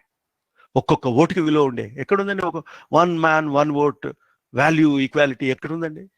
నేను గ్రూప్లో ఉంటేనే, నేను గుంపులో నీకు ఓటేస్తేనే దానికి విలువ. అప్పుడు నా గుంపుల గురించి ప్రభుత్వం పట్టించుకుంటుంది. నేను వాళ్ళు అర్చకులు ఎక్కువ మంది లేరండి, వాళ్ళకి మనం ఏం చేయాల్సిన పని లేదు. వాళ్ళు వ్యవసాయ కూలీలు ఓటు బ్యాంక్ కాదండి, వాళ్ళకి మనం ఏం చేయాల్సి, ఇట్లా అంటే ఆలోచిస్తూ ఉంటే ఎట్లా అండి? దీన్ని రాజ్యాంగం అంటారా అని ఏమన్నాడు. అంటే అప్పుడు నేను ఈ రాజ్యాంగ మెథడ్స్ని మీరు పరిపాలించండి, అరాచకం చేయకండి, సత్యాగ్రహాలు చేయకండి అన్నాడు అంబేద్కర్. కానీ మళ్ళీ దానికి ఒక చిన్న క్లారిఫికేషన్ ఏమి ఇచ్చాడంటే, unless constitutional methods do not work అన్నాడు. నేను అది ఇక్కడ జస్టిఫై చేస్తాను ఫార్మర్స్ ఎజిటేషన్. ఎక్కడ జస్టిఫై అవుతుందంటే, నువ్వు వ్యవస్థ, న్యాయ వ్యవస్థనేమో పబ్లిక్ స్పేస్లో ఇంత రోజులు కూర్చోకండి అని చెబుతుంది. అంటే ఏం చేయాలండి? అందరిని తీసేయాలి. మీకు తెలుసా, ఒక విద్యార్థి సుప్రీంకోర్టులో రిట్ పిటిషన్ వేసినాడు, ప్రజా ప్రయోజన వాద్యం. ఏమంట, వీళ్ళని వెంటనే తీసేయండి అక్కడి నుంచి, వీళ్ళు ఒక 6 నెలలైనా కూర్చుంటారట ఇక్కడ, వీళ్ళని తీసేయండి, తీసేయమని కోర్టు ఆర్డర్ చేయాలట. రేపు పొద్దున పాకిస్తాన్ మీద సర్జికల్ స్ట్రైక్ చేయండి అని కోర్టులో ఒక పిటిషన్ వేస్తాడు ఇటువంటి మహానుభావులు, ఇటువంటి వాళ్ళు. అట్లా చేస్తే మనం ఈ దేశం రక్షణ జరుగుతుందా? ఈ మొత్తం సంపద కేంద్రీకృతమై కొందరి చేతుల్లో కేంద్రీకృతం కావడానికి ఆహార ధాన్యాలు పండించే రైతుల బతుకులు, రైతుల ఆర్థిక జీవన విధానం కూడా ఒక కార్పొరేట్ చేతుల్లోకి వెళ్ళడానికి సహకరించే ఈ 3 చట్టాలని వద్దు అని ఇంకెట్లా చెప్పాలి? ఇదే అత్యంత ప్రమాదం, నీ రోడ్డు బ్లాక్ కావడం అని అత్యంత ప్రమాదం.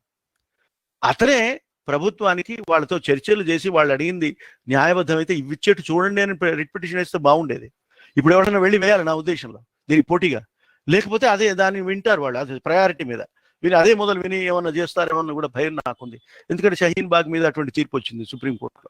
ఇట్లా సుప్రీంకోర్టు నీకు మద్దతు ఇవ్వక, పార్లమెంట్లో చర్చ జరగక, అసెంబ్లీలో క్యాబినెట్లో ఎవరు అడగక, రాజ్యాంగ సూత్రాలన్నీ నువ్వు పక్కన పెట్టి చుట్టూ అటక మీద పెడితే, రాజ్యాంగం బీరువాలో పెట్టి తాళం చేస్తే వాడు రోడ్డు మీదకి రాకపోతే ఇంకెక్కడికి రావాలి ఆ ప్రజ? ఇది ప్రమాదం. ఫస్ట్ వార్నింగ్ ఆయనది కరెక్ట్గా ఇప్పటికి కూడా పనికొస్తుంది. సెకండ్ వార్నింగ్ ఏమన్నాడు, నీ లిబర్టీలు, స్వాతంత్రాలన్నీ తీసుకొచ్చి వాడి పాదాల మీద సమర్పించకురా అని ఆయన అని చెప్పాడు.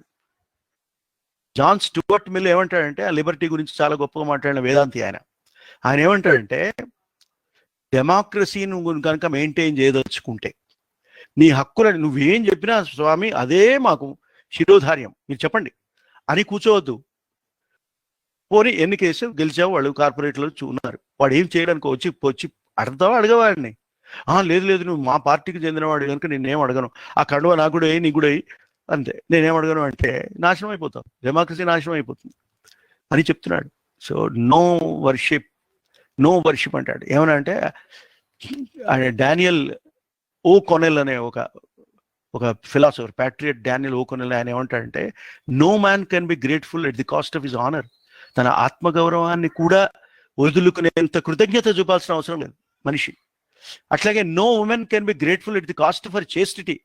నువ్వు ఎంత గొప్ప మంచివాడు నీకు ఎదురయ్యి నీకు ఎంత గొప్ప సహాయాలు చేసినప్పటికీ కూడా నీ శీలాన్ని వాడిని సమర్పించుకోకూడదు. దానికి at the cost of chastity నువ్వు చేయాల్సిన పర్లేదు. No nation can be grateful at the cost of its liberty అన్నాడు. అంటే ఈ 3 ఒక వ్యక్తి ఆత్మగౌరవంతో, ఒక స్త్రీ ఆత్మగౌరవానికి చిహ్నమైన శీల సంపదతో సమానంగా ఒక జాతి యొక్క స్వాతంత్రాన్ని ఆయన పోల్చినాడు. ప్యాట్రియాట్ డేనియల్, వాడు నిజమైన ప్యాట్రియాట్. చేసి ఏమన్నాడు, ఈ 3 పొడగొట్టుకోకుండా మూర్ఖులారా చెప్తున్నాడు. This caution is far more necessary in the case of India than in the case of any other country అని నేను అనడం లేదు. మళ్ళీ అంబేద్కర్ 65 సంవత్సరాల క్రితం చనిపోయిన అంబేద్కర్ చెప్పిన మాట వినండి. ఇక మనం ఏం చేస్తామండి, మనం భక్తులం, హీరో వర్షిప్, అంధభక్తులం. ఇంకా అంధభక్తులు అంటే వాడు ఏం చేసినా కరెక్టే. ఒక ఆయన ఫేస్బుక్లో ఒక పోస్టింగ్ పెట్టాడండి, నన్ను కలిసి వేస్తున్న ఈ 2 పోస్టింగ్ల గురించి నేను మాట్లాడతాను. ఏమిటంటే స్కూల్ అంటే స్పెల్లింగ్ ఏమిటంటే SCHOOL. వాడు తప్పులు పడతాడట. వాడేమంటాడంటే ఇదిలో స్పెల్లింగ్ మిస్టేక్ ఉందండి. ఏం మిస్టేక్ రా అంటే ఆ రెండో మొదట ఉండాలట, ఈ మొదటివో రెండో దగ్గర ఉండాలట అని వాడు విమర్శించాడట. అని చెప్పి అదొక కార్టూన్ గ్రాఫిక్ పెట్టి మోదీ గారు ఏం చేసినా ఇట్లా తప్పులు పట్టేవాళ్ళు ఉన్నారు ఈ దేశంలో అని రాశాడు కింద. మరి ఆయన ఫార్మ్ చట్టాలు చదివాడా లేదా నాకు తెలియదు, CAA చదివాడా లేదా నాకు తెలియదు, డిమానిటైజేషన్లో క్యూలో నిలబడ్డా లేదా నాకు తెలియదు. మరి ఇట్లా మాట్లాడుతూ ఉంటే ఇది అంధభక్తి.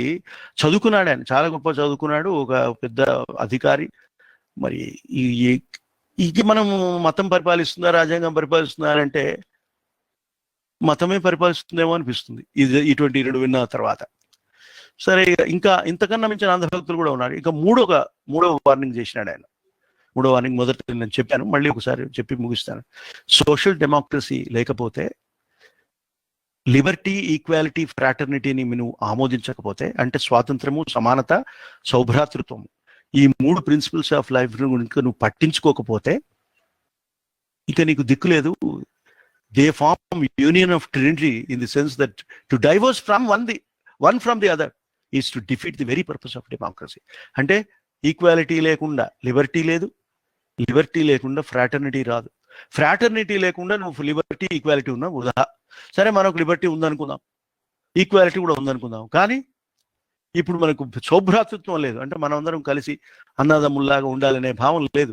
లేనప్పుడు ఏమవుతుందండి, డేంజర్ టు డెమోక్రసీ. ఇది 3 ఆయన వార్నింగ్ ఇచ్చినాడు. వార్నింగ్ ఇచ్చి మనకి కాపాడుకోమని చెప్పినాడు. భారత రాజ్యాంగాన్ని మనం నేషనా అని అడిగాడు అప్పుడు ఆయన ఒక దశలో. ఈ ఒక్క మాట చెప్పి ముగిస్తాను. మనం ఒక జాతిగా ఉన్నామా? అమెరికాలో ఈ చర్చ వచ్చిందట. రాజ్యాంగం ప్రారంభించే ముందు ఎట్లా ఉంటే దాంట్లో బాగుంటుంది అని అంటే, ఓ లార్డ్ బ్లెస్ అవర్ నేషన్ అన్నట్టు ఒక ఆయన, ఒక మహానుభావుడు ఆ సభలో. అంటే అది చాలా బాగుంది, ఓ లార్డ్ బ్లెస్ అవర్ నేషన్ అనేది చాలా బాగుంది, మనం దీంతో మొదలు పెడదాం అన్నట్ట. ఆ రాత్రంతా అందరూ ఆలోచించుకున్నారు. మర్నాడు వచ్చి మనం నేషనేనా అని అడిగట. ఆర్వీ ఏ నేషన్ అని అడిగట. ఎందుకు అనుమానం వచ్చింది అన్నట్టు. ఈ నేషన్ అనే మాట తీసేయండి, నేషనల్ యూనిటీ లేనే లేదు మనకి. మనం ఒక జాతిగా లేము, నానా జాతులుగా ఉన్నాము, నానా కులాలుగా ఉన్నాము, మనము నానా మతాలుగా ఉన్నాము, మనం ఒక జాతి కాదు. కనుక ఆ జాతి మాట తీసిపడేయండి. తీసిపడేసి O Lord bless these United States అన్నాడు. అంటే మేము విడివిడిగా ఉన్న రాష్ట్రాల కూడిక, విడి రాష్ట్రాల కూడిక యునైటెడ్ స్టేట్స్ అంటే అర్థం. విడి రాష్ట్రాల కూడికగా ఉన్నాం కానీ ఒక రాష్ట్రంగా లేము, ఒక రాజ్యంగా లేము, ఒక జాతిగా లేము. కనుక గాడ్ బ్లెస్ నేషన్ అంటే కరెక్ట్ కాదు. మనం O Lord bless these United States అన్నమాట. అట్లా ఉంది. మన దగ్గర వచ్చింది ఆ చర్చ. మనం మాట తీసినాడు అంబేద్కర్ గారు, చర్చ చేశాడు. ఏమన్నాడు, వాడికే ఆ అమెరికాలో తక్కువ కులాలు, తక్కువ మతాలు, తక్కువ విభజనలు ఉన్న అమెరికాకే జాతి అనిపించుకునే సామర్థ్యం లేదు అని అనుకుంటూ ఉంటే మన సంగతి ఏంటి? ఇంతకుముందు చెప్పారు కదా, ఎన్ని కులాలు ఎన్ని మతాలు ఉన్నాయో మీకు అన్నాడు. అంటే ఆయన అన్నాడు, అప్పుడు ఆయన ఏమంటాడంటే, ఎక్స్ప్రెషన్ మొదట ఇండియన్ నేషన్ అనే, ది పీపుల్ ఆఫ్ ఇండియా అని ఉండొద్దు, ది ఇండియన్ నేషన్ అని ఉండాలని కొందరు వాదించారట. వాదిస్తే ఆయన ఇదంతా ఈ కథంతా చెప్పి అమెరికా ఇటు జరిగింది ఆయన. అది రాజ్యాంగం యొక్క శాస్త్రాలను, అన్ని రాజ్యాంగాలను బాగా కులంకషంగా చదివిన అంబేద్కర్ గొప్పతనం అక్కడ. అది నువ్వు పీపుల్ ఆఫ్ ఇండియా అందామా, ఇండియన్ నేషన్ అందామా? చూడండి ఎంత ఈ 2 మాటల మీద పెద్దది. ఏ మాట అన్నా పెద్ద గొడవ ఉండాల్సిన అవసరం లేదు నిజానికి. కానీ అంత మెటిక్యులస్గా ఆయన లోపలికి పోయినాడు. మనం are we Indian, number 1, are we a nation, can we use expression Indian nation అని ఎంత విశ్లేషణ ఉన్నది, ఈ పదాల ఎంపికలో ఎంత విశ్లేషణ ఉన్నది, ఎంత వివేకం ఉంది, ఎంత వివేచన ఉంది, ఎంత విమర్శ ఉంది, ఎంత విచక్షణ ఉంది. అంత ఆలోచించి ఆయన అన్నాడు, I'm of the opinion that in believing that we are a nation we are cherishing a great delusion. ఒక పెద్ద భ్రమలో బతుకుతున్నాం మనం. How can people divided into several thousands of caste be a nation? The sooner we realize that we are not as yet a nation in the social and psychological sense of the word, the better for us. ఎంత తొందరగా మనం ఈ psychological, ఈ మానసిక రుగ్మత నుంచి బయటపడితే మనం ఇంకా జాతిగా రూపొందించలేదురా బాబు అనే విషయం తెలుసుకుంటే అంత బాధపడతాం మనం అని ఆయన ఒక ఆవేదనతో చెప్పినాడు. For then only we shall realize the necessity of becoming a nation. జాతి కావాలి, మనం ఒక జాతి కావాలి, అందరం ఒకటి కావాలి, అందరూ సౌభ్రాతృత్వం ఉండాలి. అప్పుడు ఆ సౌభ్రాతృత్వంలో ఉన్న వాళ్ళ మధ్య సమానత ఉంటుంది. ఆ సమానతతోటి మనకి స్వాతంత్రం కలుస్తుంది. సమానత, స్వాతంత్రం, సౌభ్రాతృత్వం కలిస్తే మనం మనుషుల్లాగా ప్రజాస్వామిక దేశంలో మనం ఉంటాం అని చెప్పినాడు. కులాలు జాతీయ వ్యతిరేకం అని చెప్పినాడు. జాతీయతావాదానికి కులాలు వ్యతిరేకం అని చెప్పినాడు. జాతి అంటే here I use that expression in the meaning of nation. అది నేషనాలిటీ అంటే, కొట్టుకు చావడం కాదు. సో ఒక జలసీని పెంచే, ఒక శత్రుత్వాన్ని పెంచే, ఒక ఈర్ష్యను పెంచే కుల తత్వాలలో కొట్టుకుపోతామా? అందరూ మనుషులు ఒకటే అనే సౌభ్రాతృత్వ భావంతో కలుపుకుపోదామా అని ఆయన అడిగినాడు ఆయన లాస్ట్ స్పీచ్లో. చాలా ఇన్స్పైరింగ్ స్పీచ్ అది. మనం దయచేసి మీరు అది ఒకసారి చదవండి అని మీకు విజ్ఞప్తి చేస్తూ, మనని ఎవరు ఏమన్నా సరే, ఏ రాజకీయాలు ఇవాళ ఎట్లా కనిపించినా సరే, చదువుకున్న వాళ్ళు, ఆలోచించే వాళ్ళు ఏ పార్టీలో ఉన్నా సరే, సుందరయ్య విజ్ఞాన కేంద్రాన్ని ఒక పార్టీగా చూడకుండా నేను మాట్లాడుతున్నాను. ఈ సుందరయ్య విధానాలను అనుసరిస్తూ విజ్ఞాన కేంద్రంలో బాధ్యత విజ్ఞానం కనుక, విజ్ఞానం కేంద్రీకృతం కావాలి కనుక, ఆ విజ్ఞానాన్ని పెంచి ఈ జాతి ఒకటిగా నిలబడడానికి మనము మన ఛాయ శక్తుల కృషి చేయాలని నేను కోరుకుంటూ ఈ అవకాశం ఇచ్చిన పెద్దలకి నమస్కరిస్తూ ముగిస్తున్నాను.